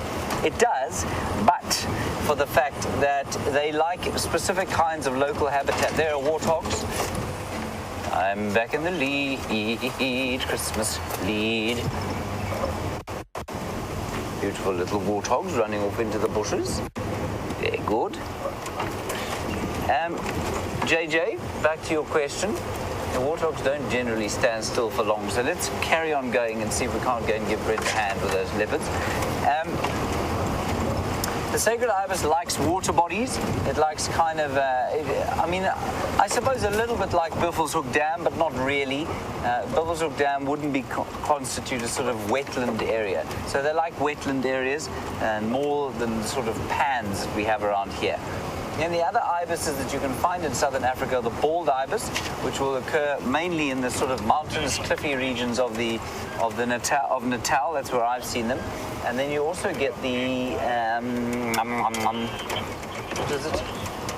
Glossy ibis, which is potentially seeable here. I've never seen them here though. Nice question. Thank you, JJ. I love hearing the ornithological questions, especially when they come from so, far and wide around the world. And the knowledge of South African birds and, well, of course, the mammals as well is just amazing to me. And as we're heading towards where Brent is, let's just keep in mind, of course, that we're about to go past the area where Raisa says there is a flame lily. So we'll see if we can find it for our Zimbabwean UK resident.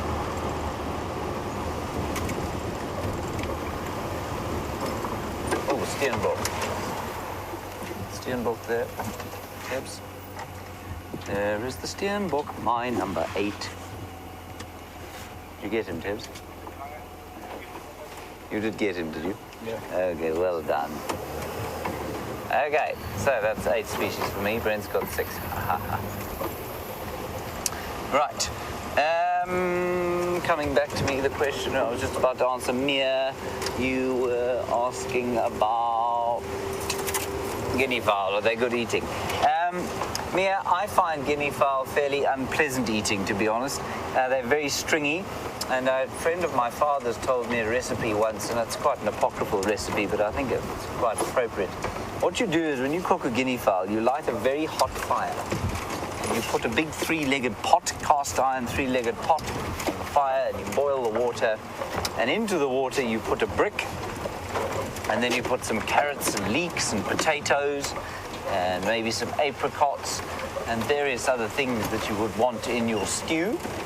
And then after 4 days of boiling, what you do is you pull the guinea fowl out of the stew, throw it away, and eat the brick with the vegetables. And that apparently is the best way to serve guinea fowl. There's the sausage tree over there. And I'm afraid I don't see any flame lilies.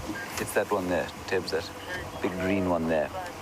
And I think you'll find that the reason there aren't any flame lilies around, very few normally we'd see more lilies than we have in the season.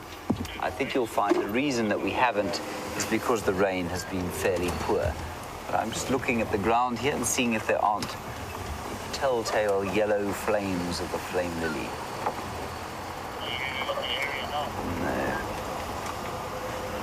Good. Thank you, Raisa, for that. I shall keep an eye there, and I'm still waiting for that sausage tree to flower.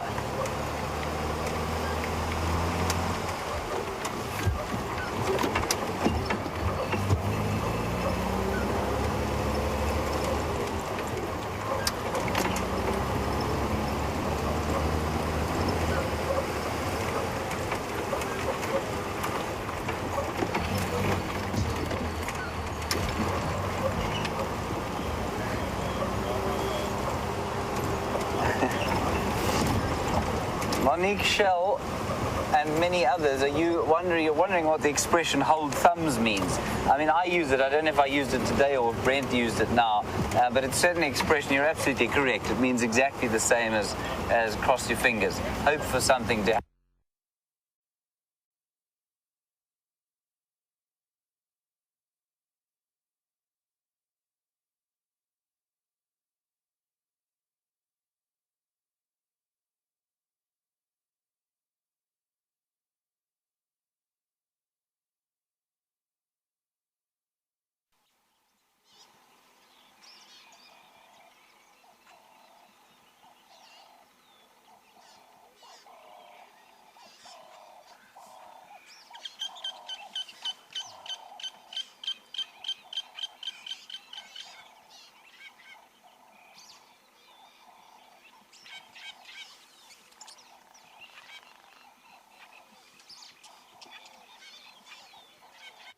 Right, sorry about that, everybody. I'm not sure what happened there. This camera is very finicky. It's not the normal camera that we'd use on this vehicle. Anyway, we're back with you. Sorry about that. So I'm not sure how much of that discussion that you got, really losing my mind here today, about the thumb holding. And I didn't know that was an expression that, I didn't think it was a South African expression, but maybe it is. And so if you're, I thought it was English. So if you're from the UK, let us know if holding thumbs is a British expression or if it's a South African one. And it does mean the same as cross your fingers. Hoping for something to happen. Holding thumbs, crossing fingers for mating leopards.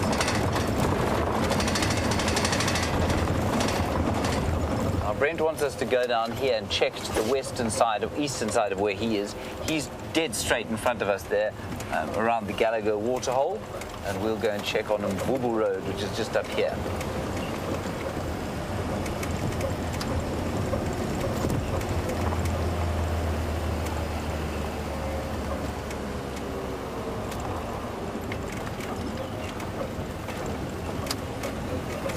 Richard, in the UK, a very valid question as you watch us driving up and down these roads. You want to know how on earth these roads got to where they are.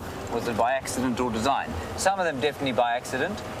Some of them, they were just convenient places for people to walk. Some of them were old animal paths that people just drove vehicles on and they became roads. And some of them were just were actually put in as game drive roads.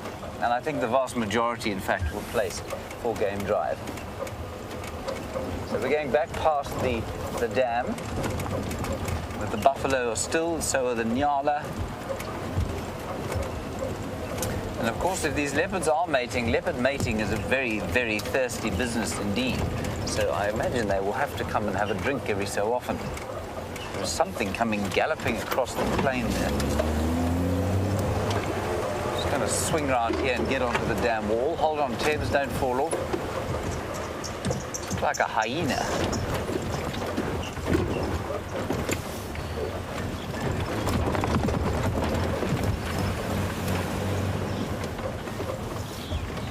You just look across here. There, it is a hyena. That's number 9 for me. Ha ha ha. What I'm just going to do is drive down there because, oh no. Being chased away by the buffalo. It obviously wants to come and have a drink. Let me ease my way down there. That'll take us into the right position for those leopards too, if they are around.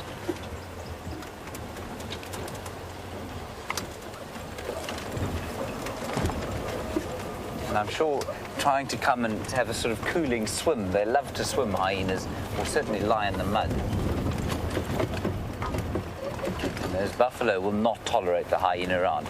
A predator, totally undangerous to them being one lone hyena, but they still won't tolerate the hyena. These buffalo.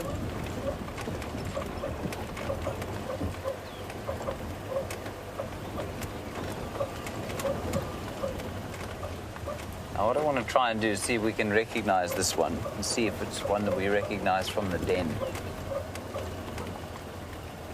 See, panting heavily. And the hyena definitely had something to eat last night. I've got no doubt in my mind. Certainly when we saw them this morning. Ooh, look how uncomfortable he looks.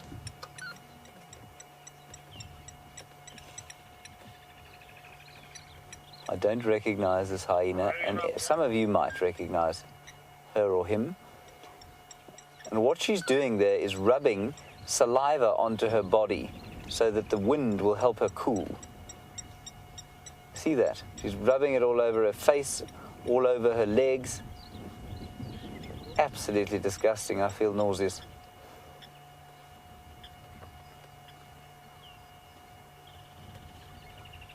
This actually might be a male. I think this is a male.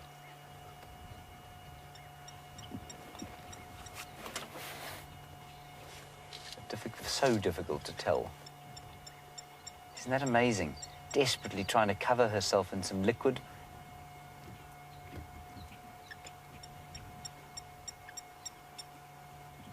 Gee whiz. I've never seen this before, everybody. Scott told me that he'd seen it 3 days ago when Nikki was on camera for the first time. He told me about it.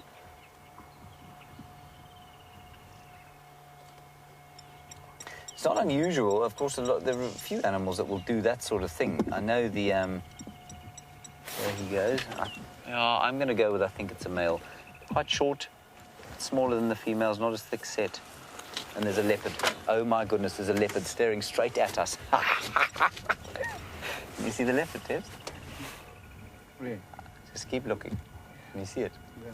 Look at that, everybody. There is Karula, the Queen of Juma, just staring at us out of the bush. That, everyone, is called blind luck. How wonderful. Poor old Brent. Looks like Tanana. I think it's a female. All right, let's move in there, Tibbsy. Let's go and see who's right. Good job. This is great news. Now, this is what leopards do. They lie in those incredibly hidden areas, and so often we miss them. And I pan past with my binoculars to see that hyena go past, and there was just this distinctive shape staring at us out of the bush.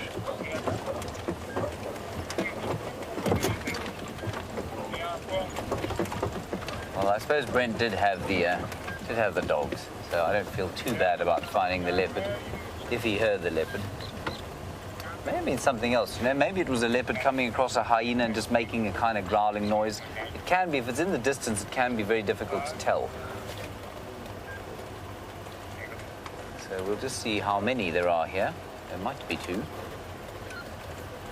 What a glorious, glorious event to happen on Christmas Eve. Now, that looks to me like none other than Karula, the Queen of Juma herself.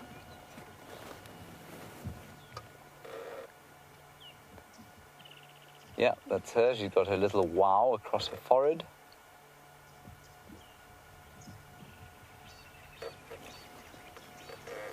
Is that picture right for you, Tibbs? Or have I got a piece of bush in the way? Oof, okay, let me just call this in so that Brent knows.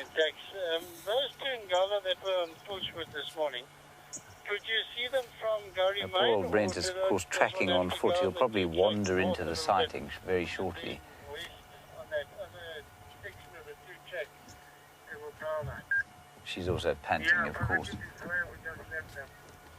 when you come from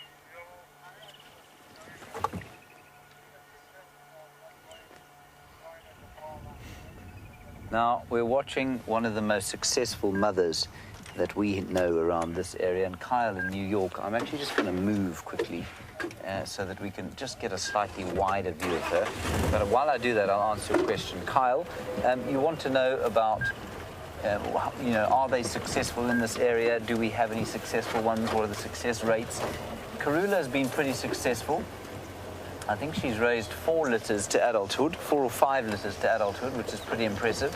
Her daughter, Shadow, who's only 2 years younger than she is, or just 2.5 years younger than she is, has not raised 1 in 6 attempts. So, I mean, she's very successful. Is Karula not so successful, her mother? Now, Brent is off the vehicle, of course, so I can't contact him on the radio. Now, also interesting, I think, is that, you know, this elegant, supremely elegant, always elegant cat like this is completely, remains elegant even in the sort of heat of the day. And despite the fact that she's very hot, she's not covering herself in foamy slobber like that hyena was.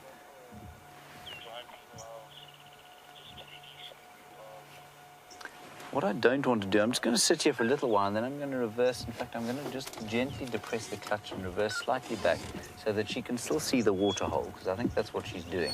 She is just watching it.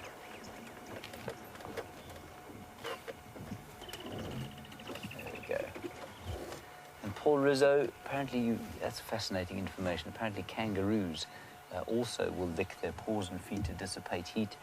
I know that some of the stork species will urinate and defecate on their legs for coolth. And there are lots of animals that will use their urine, especially small animals. They'll use their urine, they'll urinate on their legs in order to sort of cool down. What a stroke of luck this is. I'm sure the final control will tell me as soon as Brent gets back to his vehicle. He's not going to be that pleased with this news. Right, I'm now going to call Brent Leo Smith. I'm going to turn up the volume so you can hear his reaction. Brent Leo Smith, come in. Standing by. Any luck there? This is called fishing. There's tracks of a male heading slightly more west, and then I could see your vehicle as well. Copy that. We've located Karula here at WildEarth Dam. Copy, how many stations there? Just me so far. I've just found her, so I haven't called her in.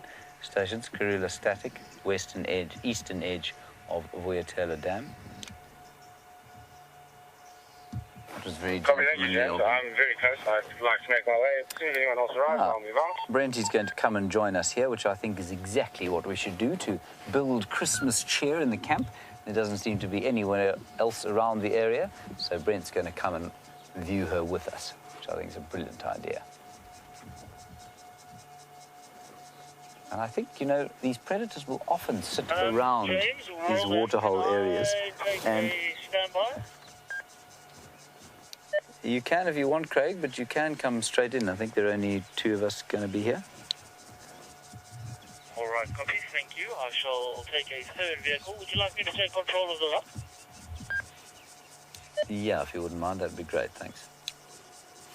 Copy. I will do that. No problem. I'll see you in about 2-3 minutes. So what she's doing, she's come to the waterhole, and lots of predators will do this, and it always pays, actually, to look around and scan the shade around a waterhole. What she's doing is just making sure that there isn't something huntable that's coming down to drink and being unaware. And I still don't think that she would sort of push home an attack or a stalk before it got quite a lot darker. And when Brent comes in, I'll ask him to sit at this sort of park behind her, and you'll get an idea then of the view that she has of the Djuma Dam and that little pan where the buffalo are now. And of course a buffalo is under no danger from a leopard. The other thing that I can see is a few guests still in the camp. They've obviously decided it's too hot to go out and game drive. They don't realize that I'm looking at a leopard not 300 meters from them.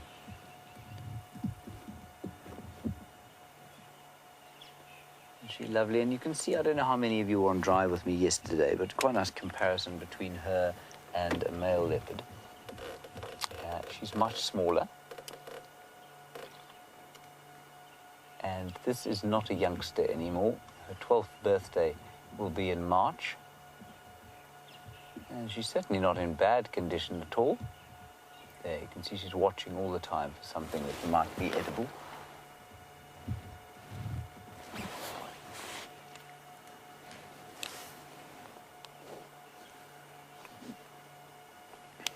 Hello, Isabel, aged just 7 years old. You're in Pittsburgh. I think Pittsburgh's in Pennsylvania, if I've got my geography correct, but I think it's pretty chilly at this time of the year. And Isabel, you want to know if I prefer the morning or the afternoon safari. At this time of the year, Isabel, I really far prefer the morning because it's much cooler and we've got a bit of time. So these kind of afternoon safaris are so hot, and the animals don't like to move around too much when it's so hot. And so to try and track animals at this time of the day is very difficult. And I mean, for Brent to have tracked a leopard where he was without sound would have been so hard, because those tracks would have probably been left this morning at some time, and then they would have gone to sleep. And I'm sure this leopard was around here this morning as well. I'm just going to ask Brent to come in from the other side. Brenty, do you want to come in from the other side, and then you can get a two-shot of the buffalo as well, and you can get an idea of the waterhole. So Brent's going to come in from the other side there.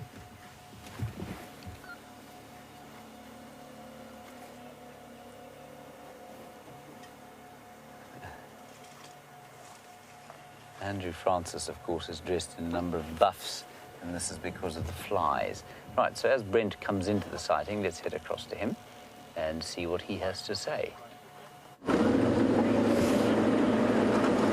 So, yes, well done, Jamesy. Let's try, just to park it so we can see James and the Karula and the buffalo. But there's definitely another leopard around. So there we go. Here's James, Tebs, and Karula. But let me just tell you what I found while I was walking. It was very interesting. I found tracks of a male heading to west, in the westerly direction. But also there were 3 hyenas running around really excited with their tails up. And at the end of that mating audio that we heard, there was a high-pitched hyena giggling. So I think what happened is the hyenas, and they were mating very close to where the hyena den is, might have come in there and chased her. And you see how heavily she's panting? So I think what happened is they were mating, then they got chased by hyenas. And they have split then, but there's a strong possibility that she will try find that male, whoever it might be, again. You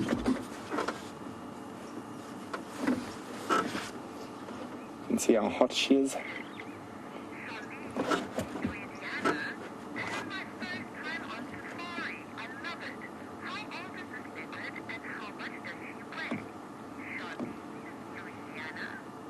There's James. Smile, James. And Tebs.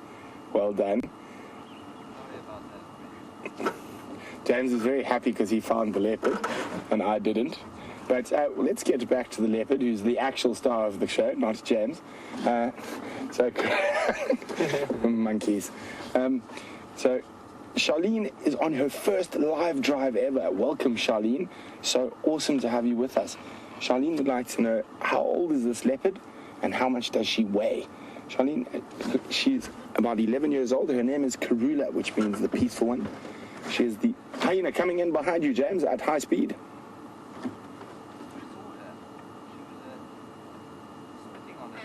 Really?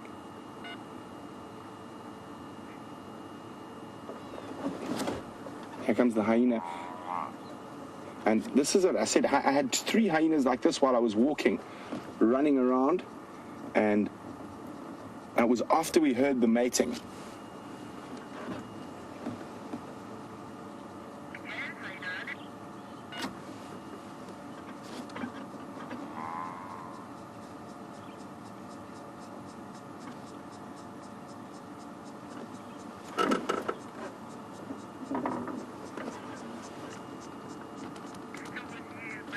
Okay, so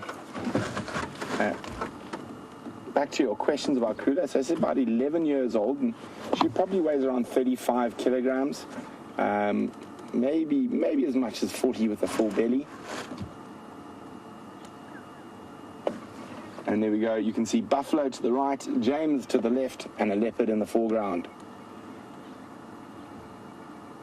And that hyena could be looking for her, so it might appear again as it comes running around. And really, really fascinating is that as the mating finished, we suddenly heard that very excited hyena cackling.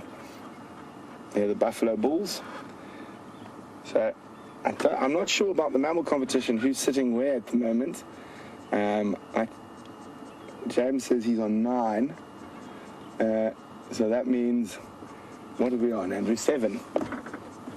Wild dogs count as 5, eh? Wild dog count as 5, according to Andrew.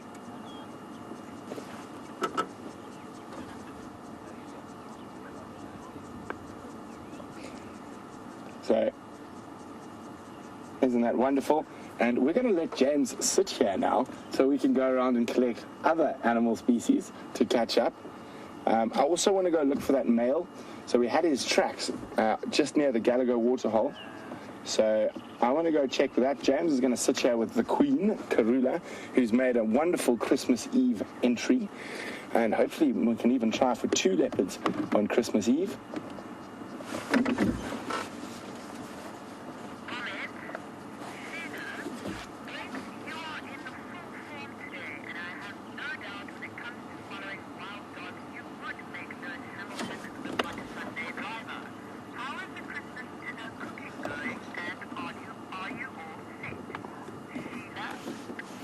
So Sheila says, I'm on fine form today. Why, thank you, Sheila. And she says, if I was following wild dogs, it is very possible I would make Lewis Hamilton look like a Sunday driver. But Sheila would also like to know how our Christmas Eve planning is going and cooking is going. And we are very lucky to have a wonderful chef named Frank, and he's on top of it.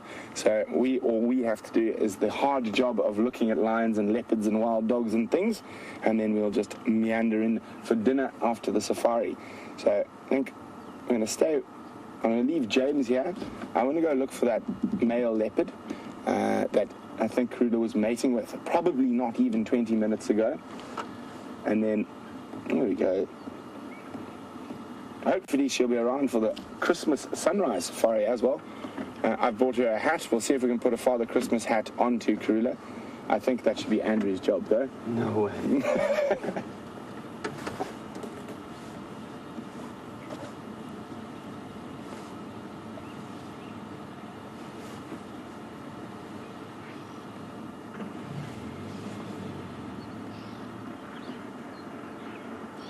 So, Jamesy, I'm going to pass across to James. Oh, we can't? James is changing batteries. Oh, that is why. Okay. So they're changing batteries on the camera. And then we'll jump across to James. And we go. This is the Queen of Juma.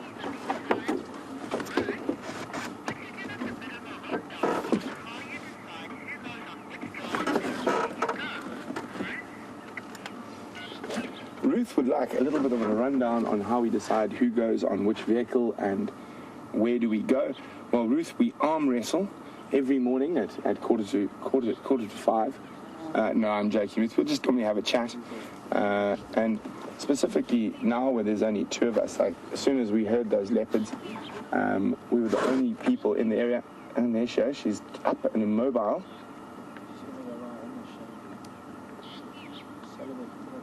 Yeah. So off she goes.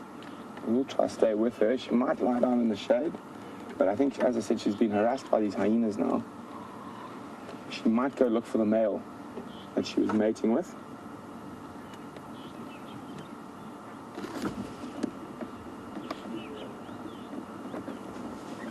So, for those of you who might be a little bit late and just tuned in, we heard them mating close to the Gallagher waterhole, and then we heard hyenas charge in. It was very close to the hyena den, and I think the male and her got separated. And when female leopards are on estrus, they will literally follow males to the ends of the earth.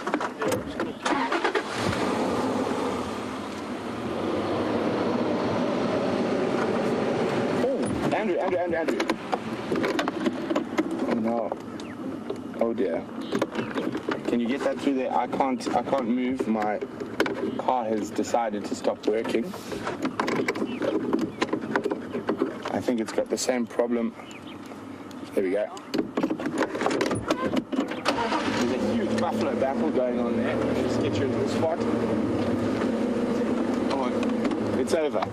Is it? I can't see from here. Looks like they've finished fighting. It was just a bit of a tussle between those old boys. And let's get back to Queen Karula. You can see the dust from it.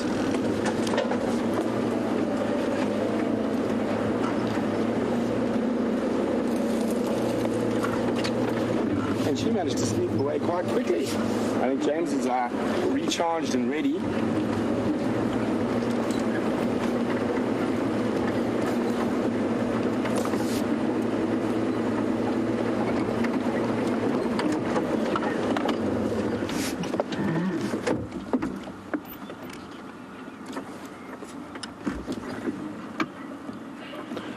Here she is.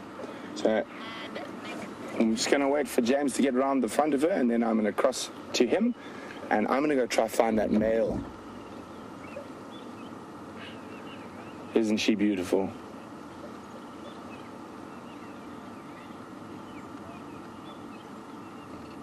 Oh yeah, James is in position. So let's go have a look what the angle's like from his side, and I'm going to go try find that male leopard she was with a little bit earlier. takes them through that little... Right, everybody, here we are. Sorry, we had to do a bit of a battery change there, and it took a little bit longer than we thought it would. And then, of course, Rusty's signal rendered Jigger immobile. Quite astonishing. It interferes with the immobilizer. But here we are, back with beautiful Karula, and we'll see where she goes. She might do some hunting. It's quite early for her to be moving at this time of the afternoon, just given the heat. Now, what I want you to watch quite carefully is the white-tail tip, and you just watch that white-tail tip and see when the birds react to her or anything alarm calls, she's going to flick that up and start flapping it. And what that does tends to put any animal that might be alarm calling at her at ease. It seems to be some kind of almost surrender flag that says, I'm no danger to you, I'm just passing through this area. Isn't that lovely? She's a very pale leopard. Good afternoon. If you found her, please do take the... No, thank you so much. Craig from Cheetah Plains.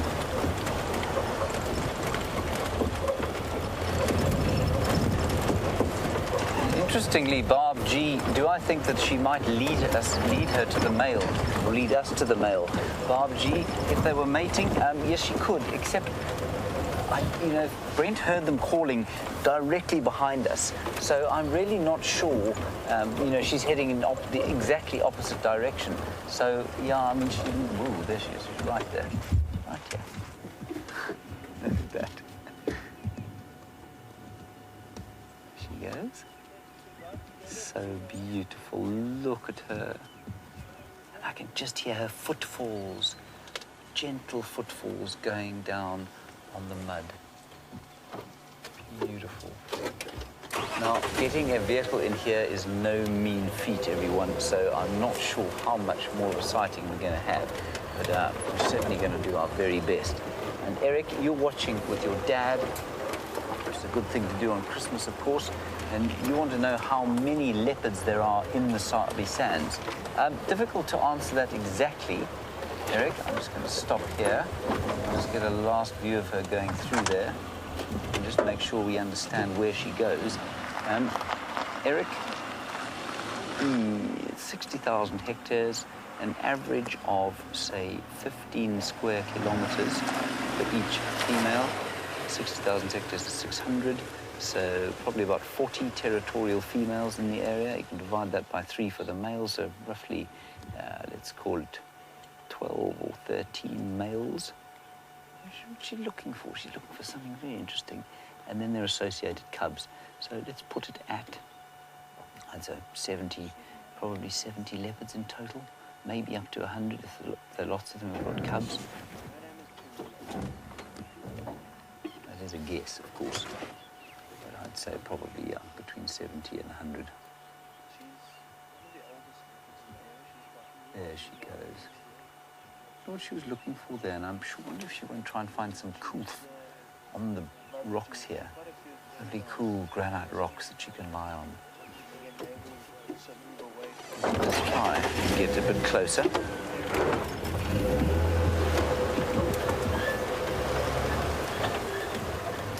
Now, Raisa, very good question. Why would hyena harass mating leopards? And I think, as Brent said, that would probably happen. And they may have been mating and been disturbed by that hyena. And you say, why would they do that when there's no food involved in that situation? Raisa, hyenas will harass any other predator. It's simply because of the predator competition. They don't want predators around, especially not in such close proximity to the den. Now, we really are pretty close to the den there. There she is, straight in front of us. Now, I believe Brent wants to show you a nyala, so I think it'll be a 1-second sighting just so that he can prove he's got it.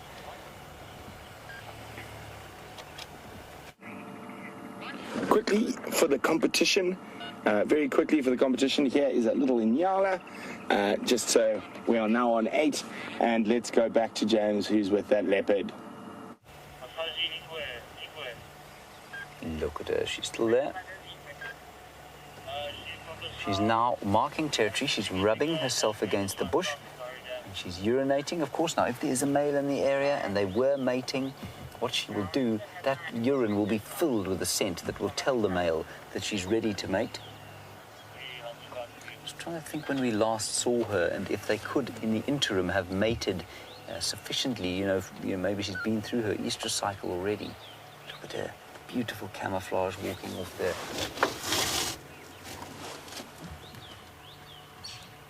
Now, this is why they're so difficult to track. I think as Scott was showing you this morning with the lion, they move up and down all over the place. So even if you can see the tracks, they'll change direction like that and suddenly they'll disappear. We'll try and see if we can't get another view of her somehow.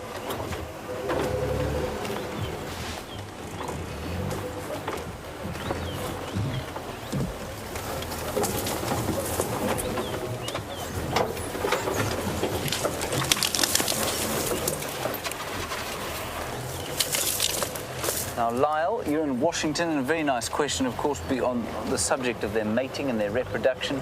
You want to know if they have identical twins or fraternal twins. Lyle, I don't think so.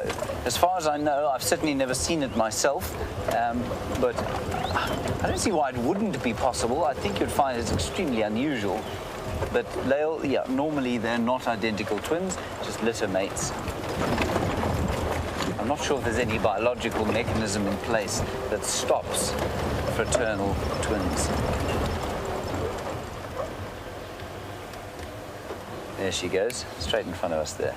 And Barbara, I think you're absolutely right. She's seen so many vehicles in her life that she must know exactly where the Land Rovers can and can't go. Now, what's interesting here, everyone, is that she's come across and down into the drainage line, and she's now heading back towards the waterhole. So it's almost like she's approaching it from a different angle to get a bit closer, but sneaking closer so that no animals coming down to drink will know that she's over here. Because, of course, Tebs, if you pan off to the right-hand side and show the waterhole there, you can get an idea there where the waterhole is, and you can see that she's come around sort of to the eastern side, down south into the drainage line, and now she's approaching. She's changed direction, and she's approaching from the west, and just sticking her head up there. And now she's crossing. She's crossing the dam wall in front of a tree, and unfortunately we can't see that at the moment because there's a car in the way.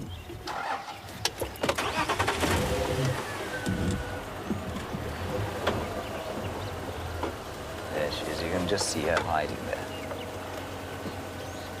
See it, Tebs?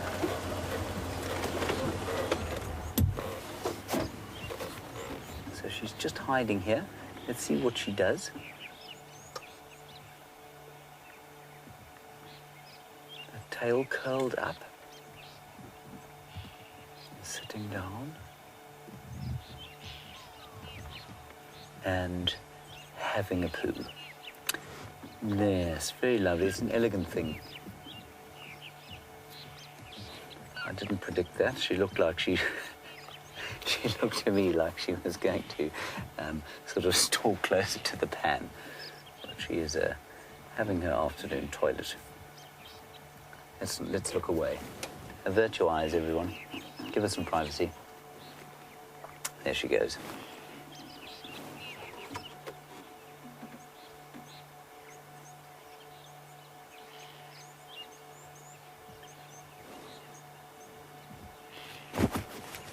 Sorry, I'm just missing a few communication things. Oh, sorry, Brent has got a hyena. Let's head back across to Brent. I'm not sure what the hyena's doing. It's probably the same one that we had. So let's head across to him, and I'll see you shortly. There's quite an interesting little play going on here.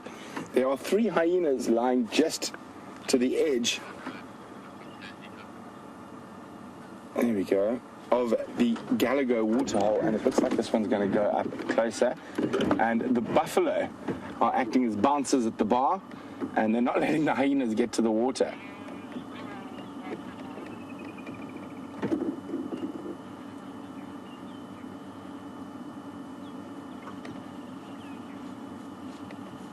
So trying to get into the water, but the buffalo are not letting them. They're just sort of staring forlornly at the pond, and you can see heavy salivation.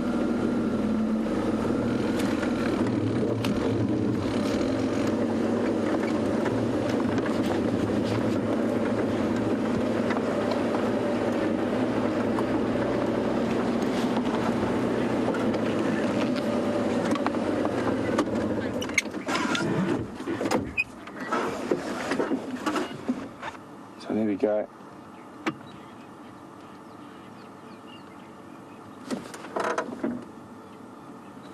Look, here we go. They're walking straight towards the buffalo. Let's see if they're going to try the confidence game on the buffalo. Come on, guys, you're hogging all the water.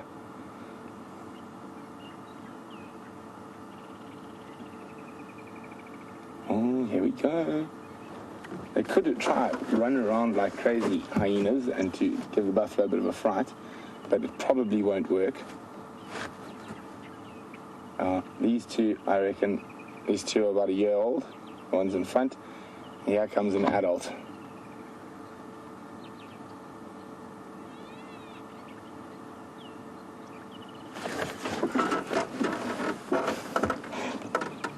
Oh, she might be a bit braver. Look at this. Just really wants to get to that water. You can see the salivation. And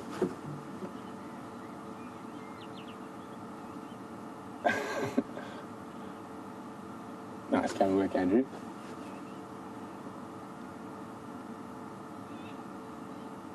And those buffalo are seriously entrenched inside the water. Oh, a little bit more support now.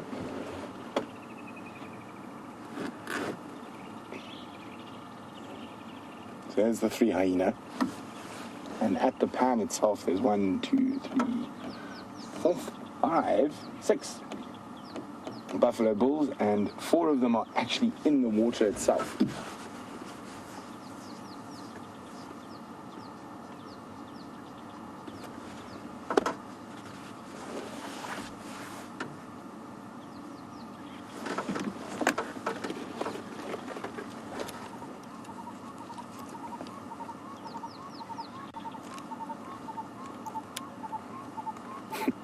Mexican standoff.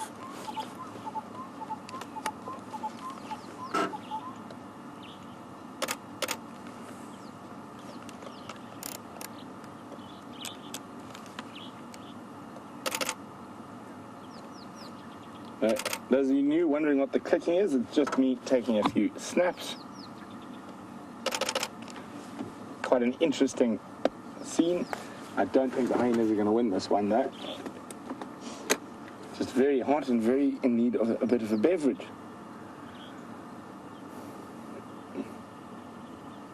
The bar is closed to hyenas at the moment, but the bouncers are not letting them in. Oh, she's going to try to dig a little cool spot there, which I don't think will be too cool in this heat.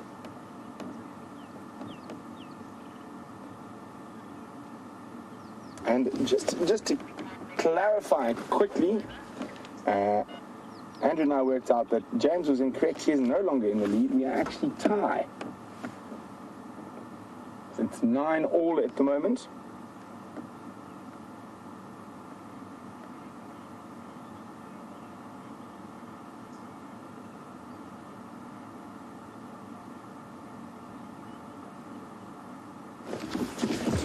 Okay. Let's go across to James and Karula, and let's see if we can find something else there. Oh, 4th hyena. There she is, everybody. She's done exactly what I thought she was going to do, and that's got nothing to do with my skills as a predictor of animal behavior, but everything to do with blind luck, really, just like spotting her. And what she's done is she's come away from the dam wall. She's used this cover, the trees as cover, and she's come into this area, and she's now lying about, say about 30 or 40 meters, which is about 150 feet from the Djuma Dam cam. And I don't know who the zoomie is who's operating the Djuma Dam cam at the moment, but maybe you can get an impression from the Djuma Dam cam of the buffalo, the vehicle, and I will point, if the Djuma Dam cam comes towards this area, I'll point to where the leopard is. You can see how cleverly close she's got. And I think she's going to lurk here, either to have a drink. So she's either going to lie here just so that she can get a bit of drink when these buffalo go away. She's going to be drinking largely the urine of the buffalo, which is just very vile indeed. Not a very nice Christmas Eve drink to have. Or what she's going to do is she's going to wait here, and this is what I think she's going to do, wait for the impala to come down with their babies. Oh, careful.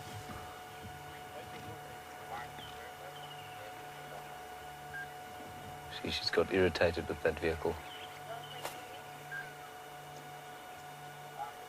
She has done that a few times in the last little while. She's got irritated with vehicles. Ephraim? Uvab zelagut tima ti flesh. Uvab zelagut tima ti flesh.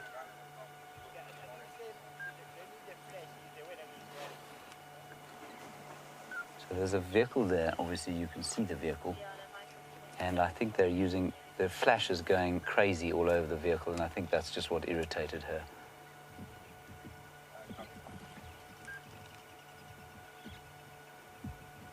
And Darlene, absolutely, you're absolutely correct that she could just want to go to the waterhole for a drink. And Darlene, you're in New Hampshire, and I don't think it would be an issue for her to go and have a drink if there were hyena around, but those buffalo will chase her. They won't let her get anywhere near to the waterhole. They will chase any possible predator that comes around here.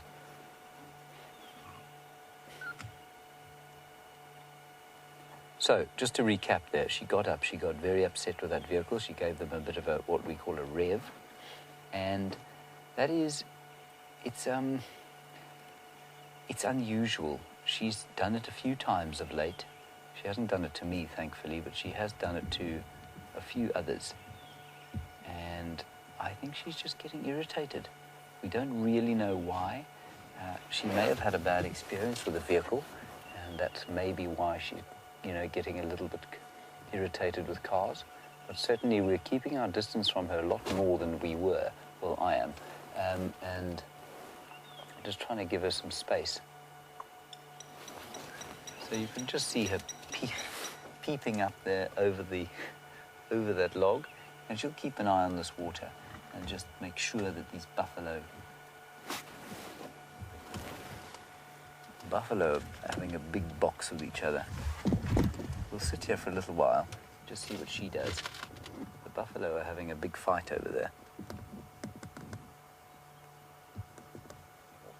This is, of course, where that 360-degree virtual reality rig is just so fantastic, because you can see you'll be able to watch the buffalo having a fight if you look to the left, and with the special goggles on, you can look to the right and you'll see the leopard. You'll see the dove that just flew over the top of us. The woodland kingfisher that just flew over the other way. And so, with any luck, one day we'll be doing this in 360 degrees. Anyway, you can just see the spots of her ears sitting up over that log.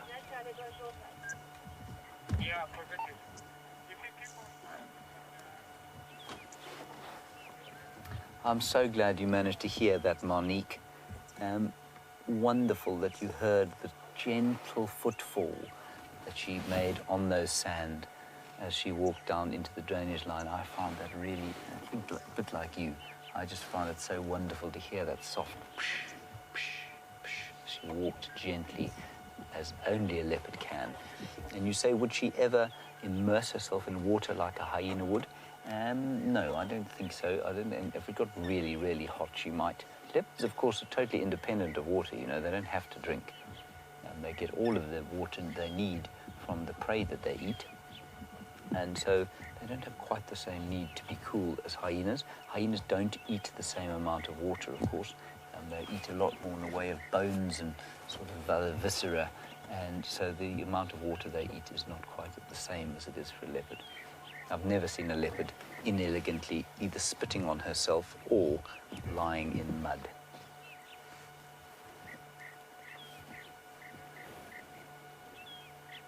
I'm just going to get an update from anybody approaching the sighting, just so that I can warn them not to get too close to her.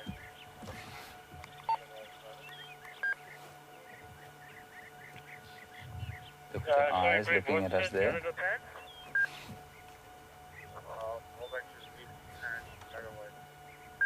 Look at that. Isn't that a wonderful picture? And those buffalo. I'm just trying to see if the buffalo behind us can actually see her. don't think they can, you know. I don't think they'll have any idea. They also wouldn't be particularly concerned, so it's not, you know, it's not necessarily true that they don't know she's there. The wind is blowing from them to her, so they wouldn't smell her. I think she's waiting here for an impala to come and have a drink. She's so, you know, she was only sitting, if you look at her there, she was sitting to the left-hand side of your picture, basically in that thicket down over there that Tebs is showing you now. There's an impala now actually coming towards that thicket. Maybe she shouldn't have moved.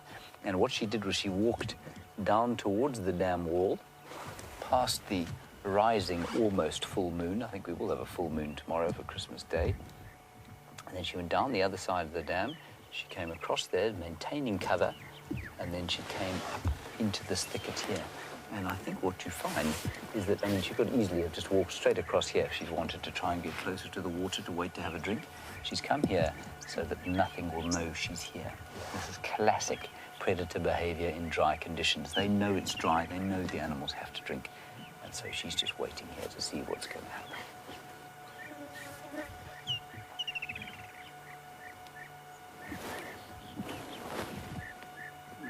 Did you see that on the camera? There was a bird that nearly sat on the car. It was a cinnamon-breasted bunting. I wondered if it was going to come over the lens, but it didn't. Oh, here, she's up. She's up. So, Monique, you want to know if animals ever die of heat stroke? No, not heat stroke, I don't think. But you will find animals that die of cold. Well, yes, of cold, but of lack of water, dehydration. Now the buffalo are watching her. Now I'm going to sit very still and just let her walk quietly past. I'm going to use this little termite mound in front of us as cover. Tebs just move in a very slow manner. She's beautiful.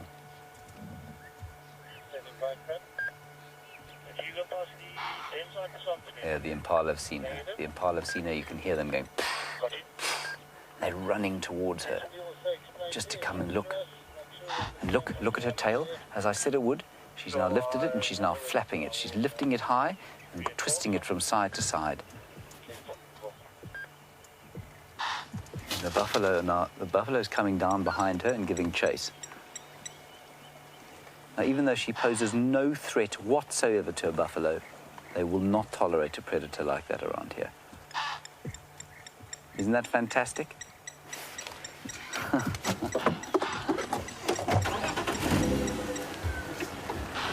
Sharon, I agree with you absolutely. We need some lions here to take these buffalo out so that she can come and have something to drink. Absolutely. I don't remember what a lion looks like. Thankfully, Scott saw one today, a magnificent male lion, but I don't remember what they look like at all. So we'll just gently ease our way down in here. Like I say, we're not going to get too close to her. She's not that comfortable. I'm not sure why she broke cover there, to be honest, or what her sort of intentions are.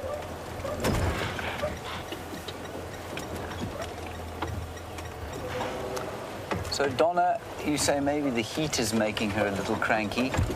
No, it's not the heat, Donna. She's been like this for a few weeks now, in fact a month or two. And can you see her tips?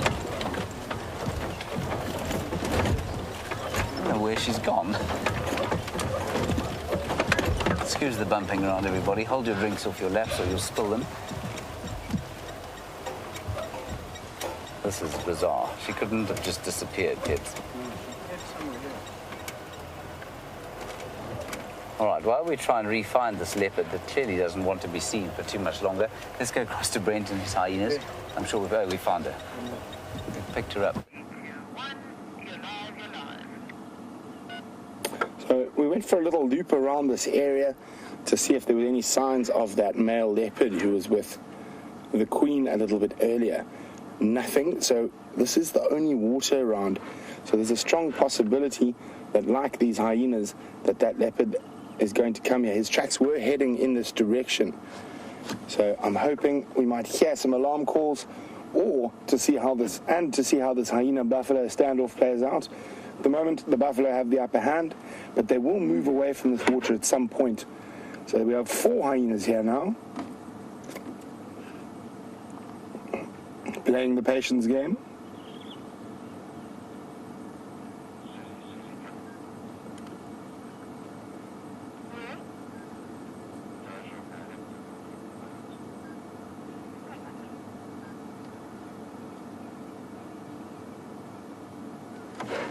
Sorry guys, just I'll be on the game drive for a second.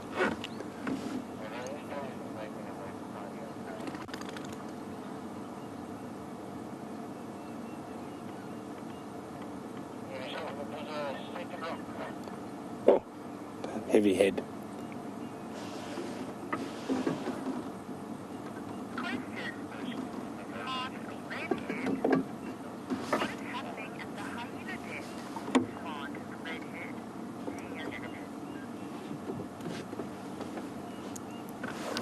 Sorry, Stations, I missed that update. What direction are those animals mobile?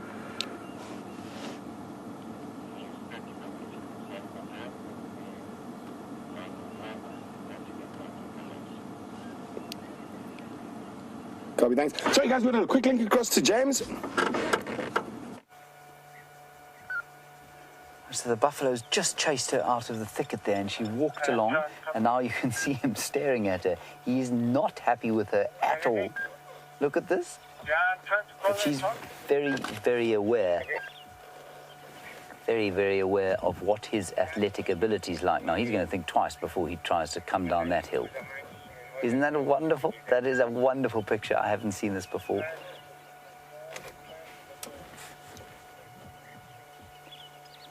Ooh, he's going to try. That bank is only about 2.5 to 3 meters high.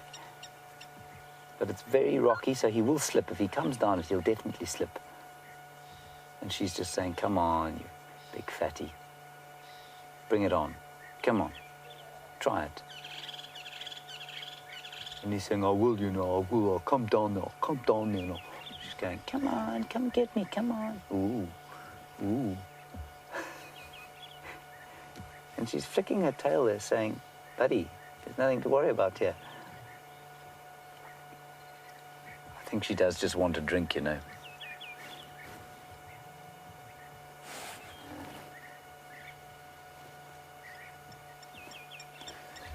Now, while we watch this, and this leopard, make no mistake, everybody, is not stalking this buffalo. She has no desire to try and eat the buffalo. Well, she probably would if she could. But, I mean, that buffalo is so far out of her league. And, Larry, you want to know how often, when they chase, do they kill? By that, you mean the predators here. The most successful is the wild dogs. They probably kill every 8 out of 10 times, 7 to 8 out of 10 times that they chase. Leopard will probably sits at about 30 to 40% of the time that she stalks, that she will actually kill something. And lions probably about the same. It depends on the area and depends what they're hunting. So there's Birmingham boys of 5 male lions. I suspect they probably, when they're chasing buffalo, I think they probably kill 50 to 60% of the time. So no set rule, that's generally how it is. Nice question, Larry. The wild dogs by far, far, far away the most efficient of our hunters. And just so interesting that they are the least long-lived and the most endangered.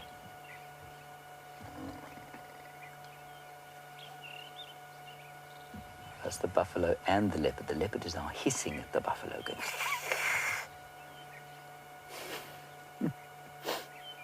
This is classic. The leopard is really almost taunting him by just lying there. You know, she's so much more agile, so much faster.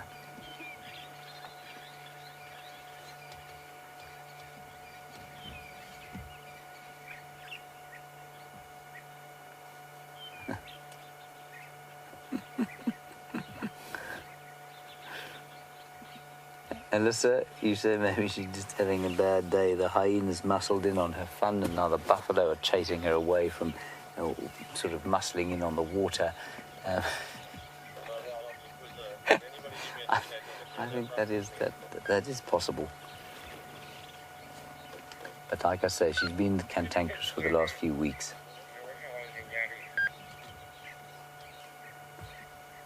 This is a beautiful sighting, everybody. This doesn't happen every day. It really is special to see this.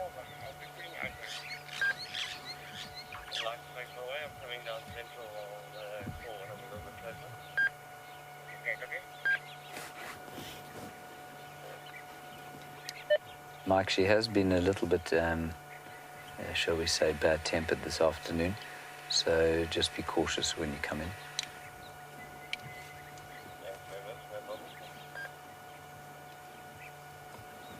Now the buffalo, the rest of them have got out of the pan and they're going to have a bit of an eat. It's cool enough for them to move around and have some grass to eat. Now, just in case there are new viewers, and I know there are a few around the place at the moment, I have been using a radio, of course, and the radio helps me to talk to all the other game drives that are in the area. It helps me to bring people in, and obviously we can also hear what other sightings there are. So when you hear me talking on the radio, I'm talking to the other game drives in the area, and to Brent, of course. Now, James Taylor, you want to know if that buffalo falls down the hill. Will the leopard attack it? No, the leopard will run away. The leopard will be squished and impaled by that buffalo if she tries to go anywhere near it. Buffalo are formidable. They may look a little bit clumsy and like they couldn't do much damage, but they are formidable creatures. And the leopard will not hang around if that buffalo decides that 1.5 meters or 9 feet separating them actually presents some sort of a gap.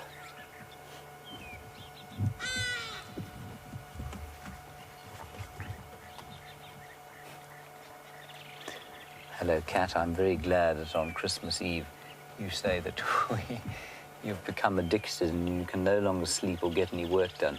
I'm not so worried about you getting any work done. I am a bit worried about your sleep, though.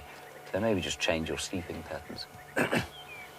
Wonderful stuff to hear. It really is such a blessing to hear things like that.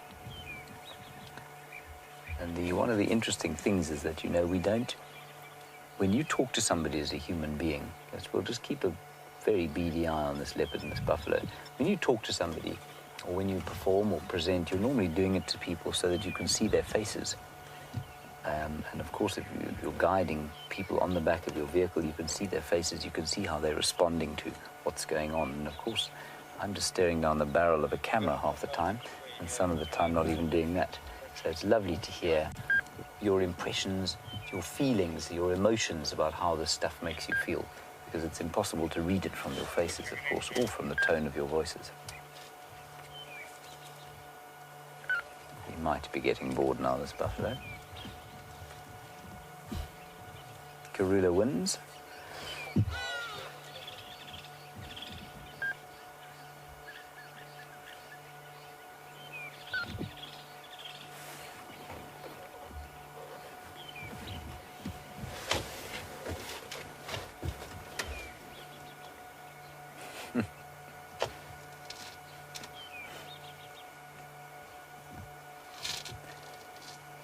Hello, Gracie.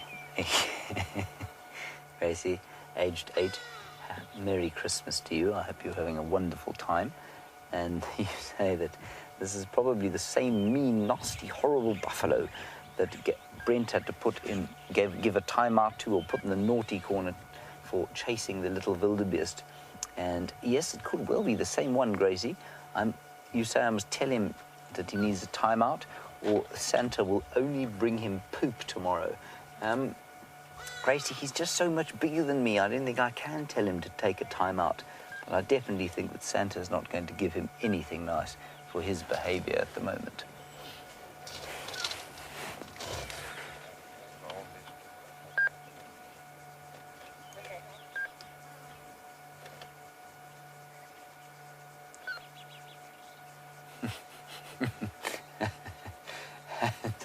Wonderful comment from Marcus. Marcus is from Johannesburg and currently sitting in the final control. Marcus says that if he's not careful, Gracie, Santa will give him a Birmingham boy for Christmas. And of course he doesn't want that at all, does he?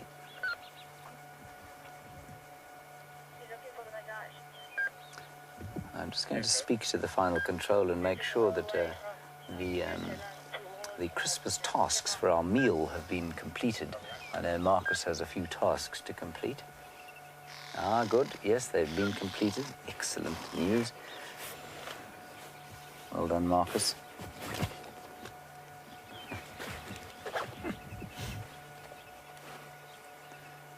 Of course, one of the things that we have to do around here, it's amazing the premium you put on things dependent on the weather. It's so hot at the moment, and one of the things that we have to make sure is that there's always ice around. So there's a greater conflagration every time there's no ice. Now look at this leopard.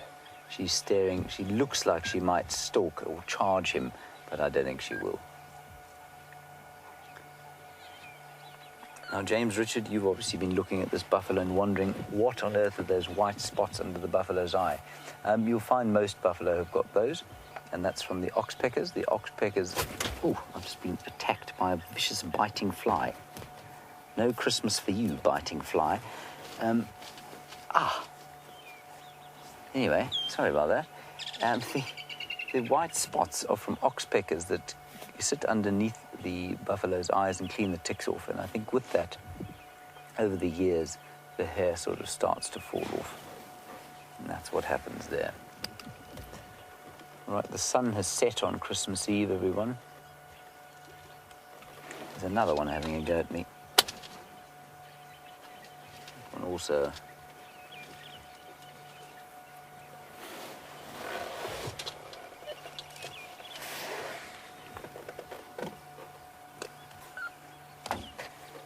I believe Brent was bemoaning the fact that Andrew had fouled the air with that DEET-containing peaceful sleep.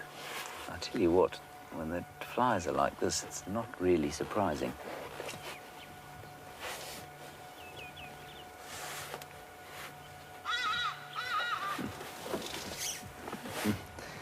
And Brent, of course, who's made of very sweet blood, has been bitten a number of times today by the flies. Even though Andrew has fumigated the place. Poor old Brenty.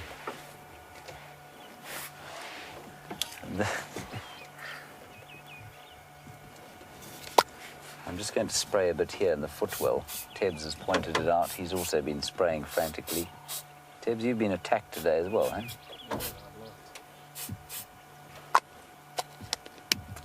It's a familiar smell. It smells like a sort of bush holiday. If you can get past the choking and nasty sort of flavour of the stuff. It's called peaceful sleep. It's certainly not peaceful breathe.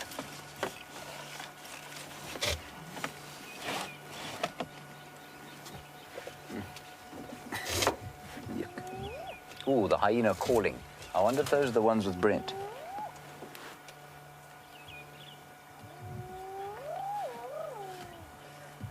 Those hyenas are definitely starting to yell now. You might be able to hear them.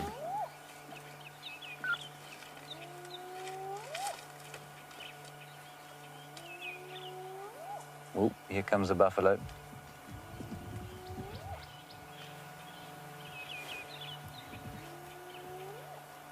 Karula seems to be fast asleep, totally unaware, and this buffalo's friend has clearly not told him that there's a leopard here. He hasn't seen her. This is going to be fascinating to watch. Oh, she's woken up. She's not worried.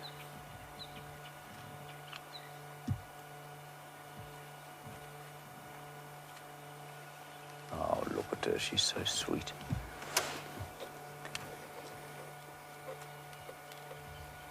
It's just so hot she couldn't be bothered to move.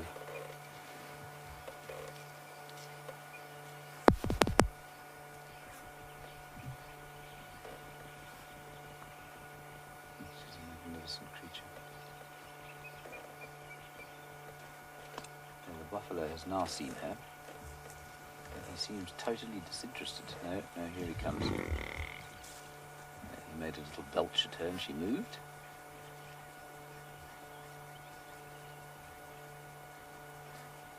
I imagine that's much more of an irritation for her than it is anything else. She's not particularly afraid or worried.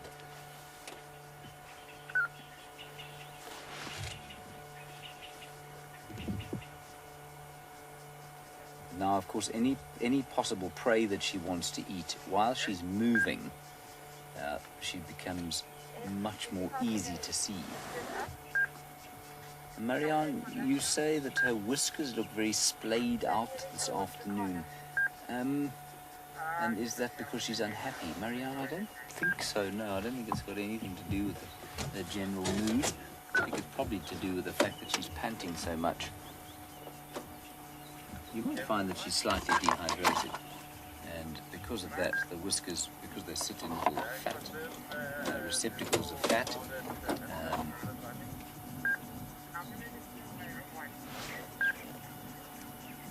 sorry, there's a very odd noise coming from the back of the car. Because they sit in sort of little bits of fatty tissue, if they are dehydrated, they will look slightly unusual. I didn't notice any difference. Okay, I'm afraid we can't move from here because Rusty's immobilizer has kicked in, and we can't move without powering down the vehicle. So I'm not sure what your view is like. Teb says it's okay because we've got that super zoom on the car, so we'll probably just sit here for a little while until we cross to Brent, and then we'll move once we've crossed in.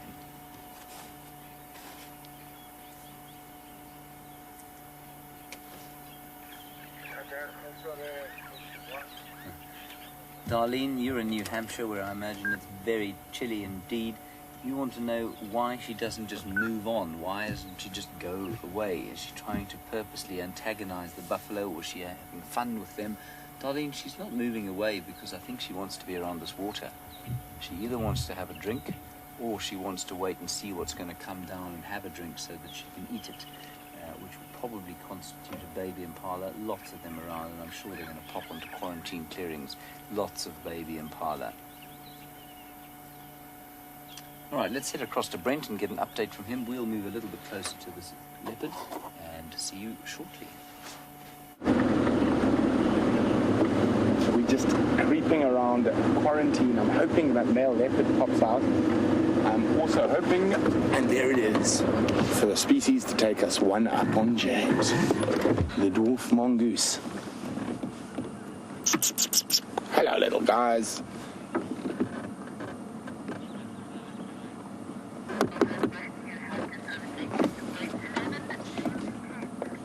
Here we go. That's the one. Look at it. There's the one on the right's actually a sub-adult.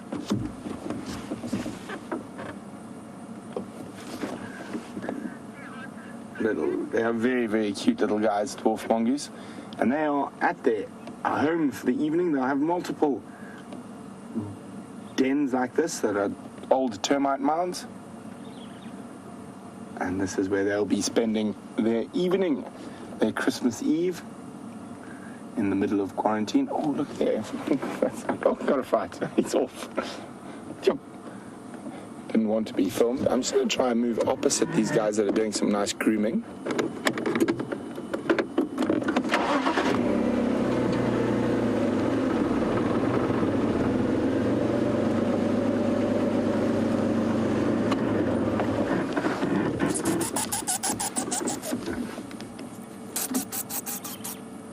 Let's pop down the hole. They should pop their heads up again now. There we go.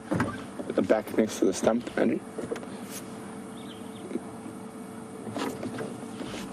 Wasn't there?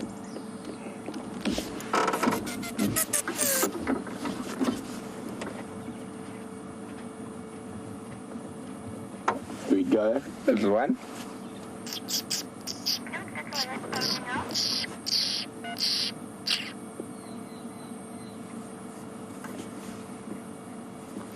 Well, there we go. Aha! Nothing like a dwarf mongoose to pip Commander Bond to Christmas Elf.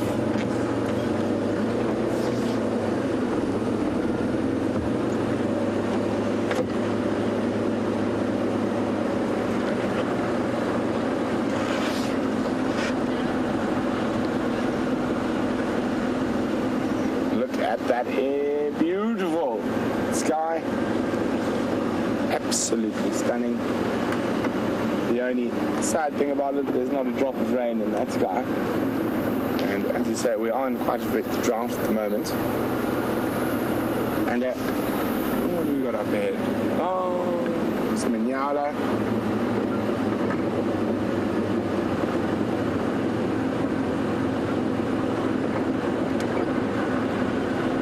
you believe it, even though the sun is pretty much set, the temperature has not dropped by much at all.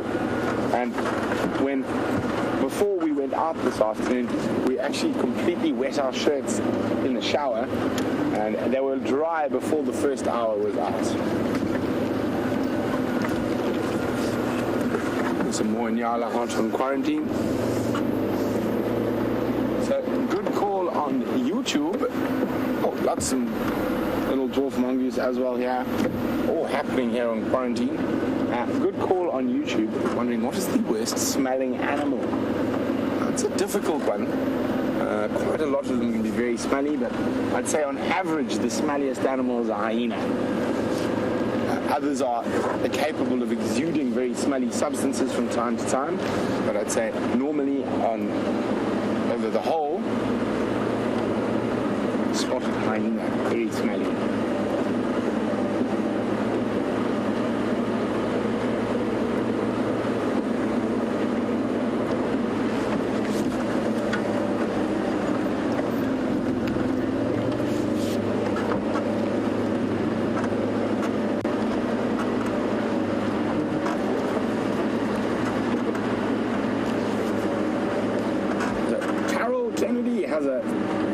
A potential solution for James and myself and Andrew and Tebs' fly problem. We are busy being attacked constantly, and they're still attacking us now, believe it or not. And she said white vinegar and water, apparently bugs don't like vinegar. Well, put it this way, these flies are quite tough. Andrew has been spraying himself with DEET, and they've continued to bite him. I think this is what Karula will be after a little bit later this evening. Very close to where she is now. We've got lots of impala, inyala, and baby impalas as well. And there's a few more of them up ahead.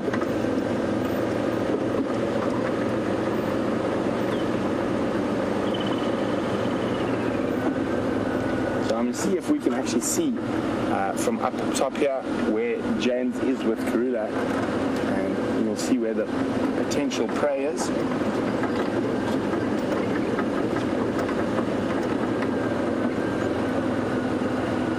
And we can't really see where James is, but James is just beyond this female.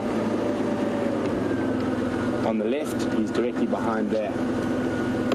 And you see there's quite a few little babies here. And you can see that lovely full moon. But let's head back to James, who's with the Queen of Juma.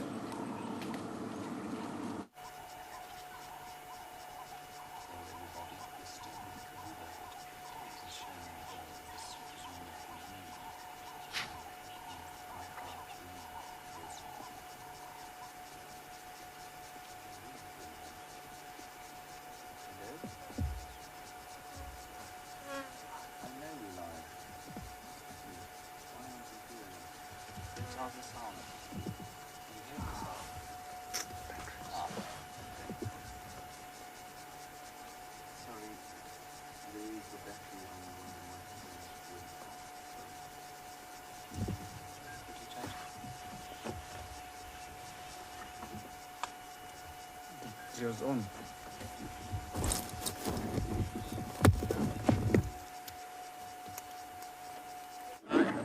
Look at that wonderful full moon. Apparently, unfortunately, Rusty's having some technical difficulties. They're busy trying to fix it now. And there's nearly full moon. So Father Christmas will have lots of light while he delivers presents this evening to all the well-behaved little children in the world.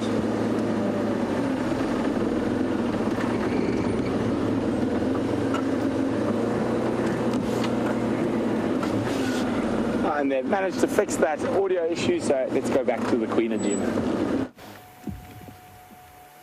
Right, let's try that again, everybody. Tebs is filming the moon on Super Zoom, very beautifully framed by the dead knobthorn trees. And it's just stunning to have a moon that size on one side of the car and swinging around the other side of the car. The graceful Queen of Juma lying very regally in a piece of cool soil, but still panting heavily after what has been a very, very hot day. Well, it remains hot. I think it's probably still at least 33 degrees, which in Fahrenheit is about 85, 86.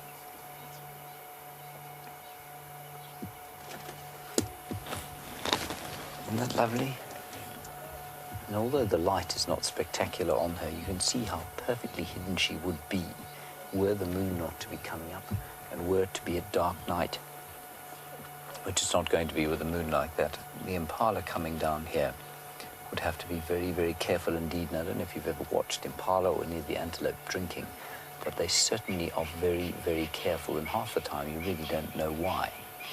It's because these predators are very sneaky, and they will be around the water in the thick bush waiting for an opportunity all the time.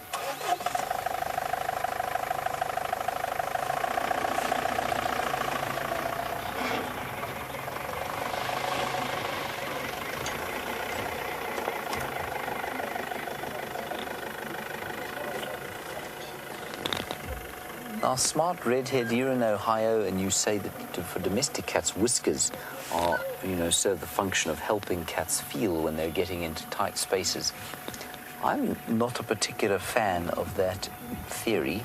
I don't know why they have whiskers, to be honest. Or so many animals have got whiskers on the front of their noses.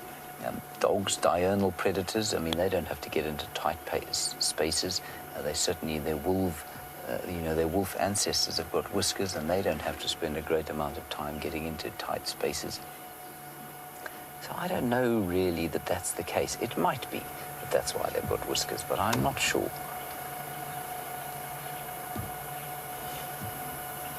I've actually yet to hear a sort of convincing argument for what a whisker is, what its function is. In the case of something like a scorpion, which of course is so far distantly related from this leopard that it couldn't really be further, they've got sensory hairs on their pedipalps called what are they called? I've forgotten. It's a very nice word. I've forgotten what the word is. Some of them are called setae, and those setae are for trichobothria. There we are, trichobothria or setae. Those hairs are used to sense different changes in the atmosphere, so heat and pressure and that sort of thing. And I wonder if there's some kind of usefulness for that for these cats and for dogs, but I don't know.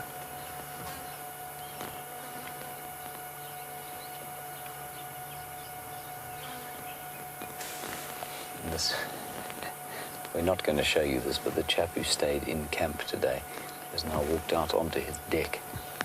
He's looking out across the dam. Don't show him, Tibbs. And I think he's probably looking at the buffalo, wondering why they have attracted such attention, because I'm pretty sure that he won't be able to see the leopard from where he's standing. What a magnificent evening.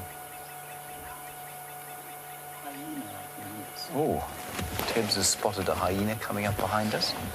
Well done, Tibbs. I'm just going to angle the car so that Tibbs doesn't have to sort of show you through the back end of the... Oh, no, I'm not going to do that because I can't move this bucket of rust without turning the camera off. So, Tibbs, if you want to show the hyena, you'll have to go through the aerial, I'm afraid.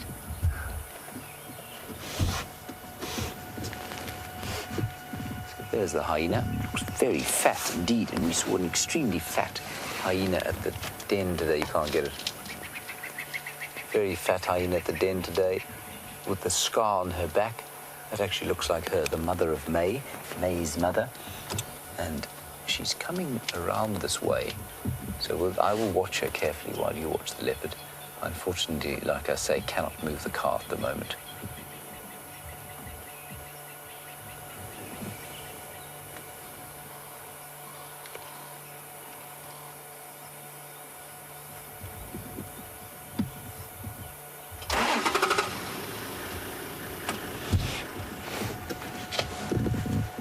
there's the hyena. Now, Imran, you're a brand new viewer, and it's wonderful to have you along, and you say you've heard stories of huge spiders' nests that occur in this area. Here comes the leopard tip. She's moving towards the waterhole now. The hyena's coming this way. This could be quite interesting. The leopard has definitely spotted a hyena. Imran, you're worried about spiders' nests. We do get quite big spider webs in January and February.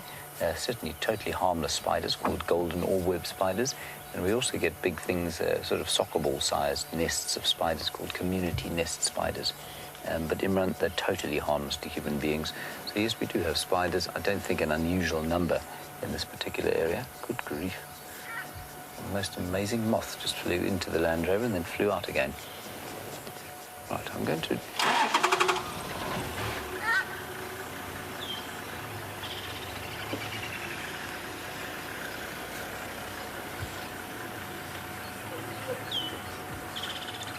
So there's an interesting one. Joanne in Michigan, you say you think the whiskers might be used to hear when their prey's heart has stopped beating or when they stop breathing. Yes, maybe they do have that kind of sensory function. That's well possible. Just to reiterate, I cannot move from my current position, so in order to follow this leopard, we're going to have to link across to Brent, and then we'll continue following her.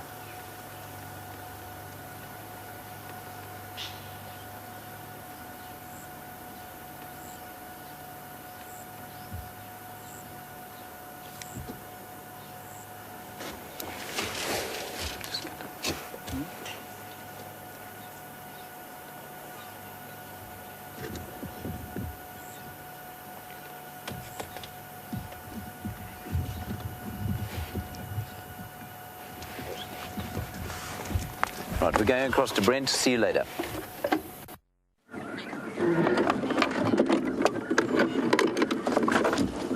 Hello. We've been trying to get a good view of a huge flock of European beaters. They are roosting now. They're all flying around. It doesn't look like... Oh, there you go. A bit of a burst. Chong!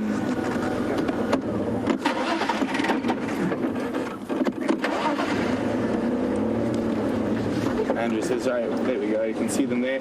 They're all sleeping in this big marula this evening. Other side, Andrew. Oh, they came in too quick for you today, Andrew. I'm just going to drive past again.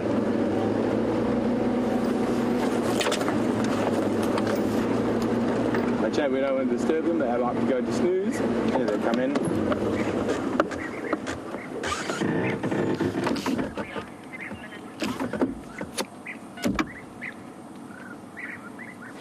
Beautiful. They have a migrant bird species here at the moment.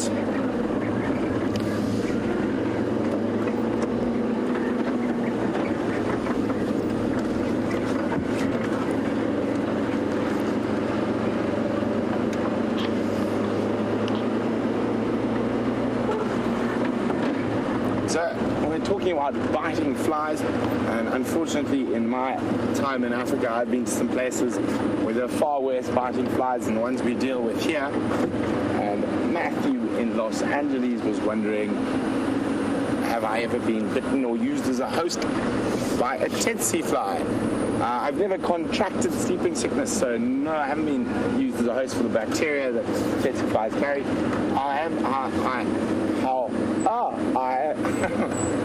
However, I have been bitten by probably more than 10,000 times by tsetse flies in Zambia, Tanzania, Gabon, Uganda, Malawi.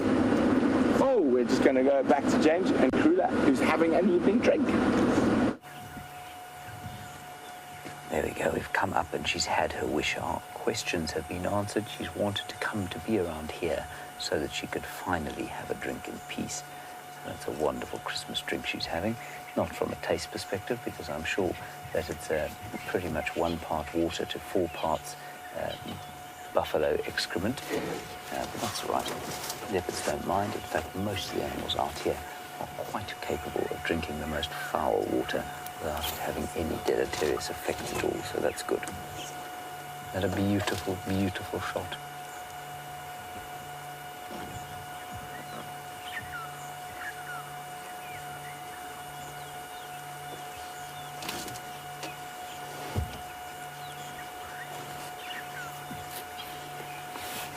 you can see when they do decide to drink, they will drink for a substantial amount of time. She was drinking probably for about 2 or 3 minutes before you came across here, and it's not kind of a very quick event. If they decide they're going to drink, they have a good long drink.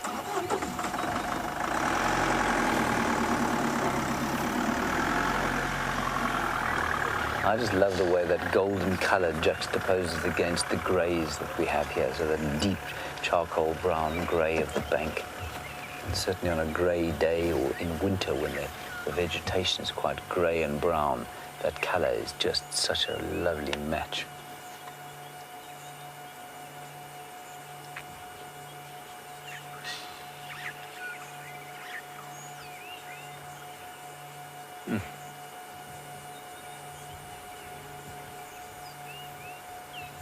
Very enthusiastic drinking going on there.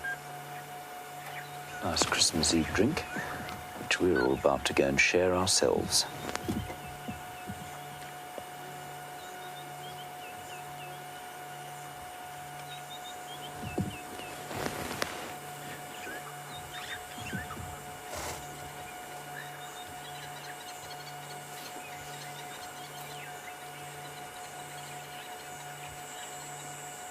Just try and listen to the stillness of the evening. I'll try and hear for you, tell you what we're listening to.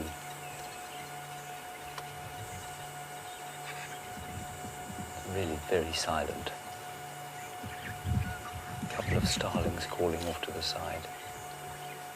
Way in the distance, in the thick bush. You can hear some of the francolins calling their last. The unfortunate sound of a diesel engine. Disappear. Otherwise, all is complete peace. A woodland kingfisher singing a Christmas carol, and magnificent Karula having her Christmas champagne.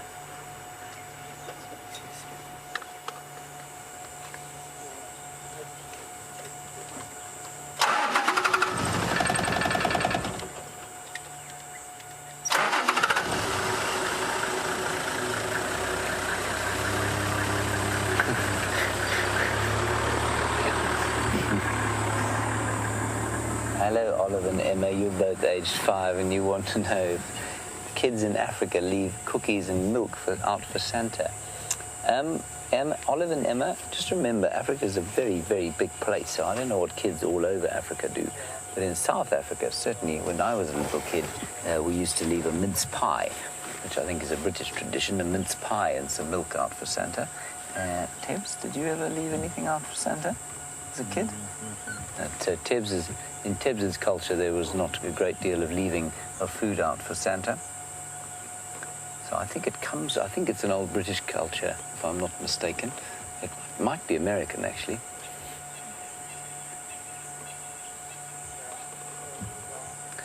Right, everybody, I'm afraid that is the end of the Christmas Eve drive. A big thank you to Brent and Andrew, who are on their way home to cook the dinner. Well, they're going to serve it. It's been cooked by Frank. A big thanks to Louise on her own in the final control, with Marcus, of course, for moral support. Thank you, Tebs, for your Christmas effort, especially in the face of the blight of flies that have been attacking us for most of the afternoon. Mostly a wonderful Christmas Eve to all of you, wherever you happen to be in the world. It really will be good to see you tomorrow morning in Christmas morning. Stay safe and happy. See you then. Bye-bye.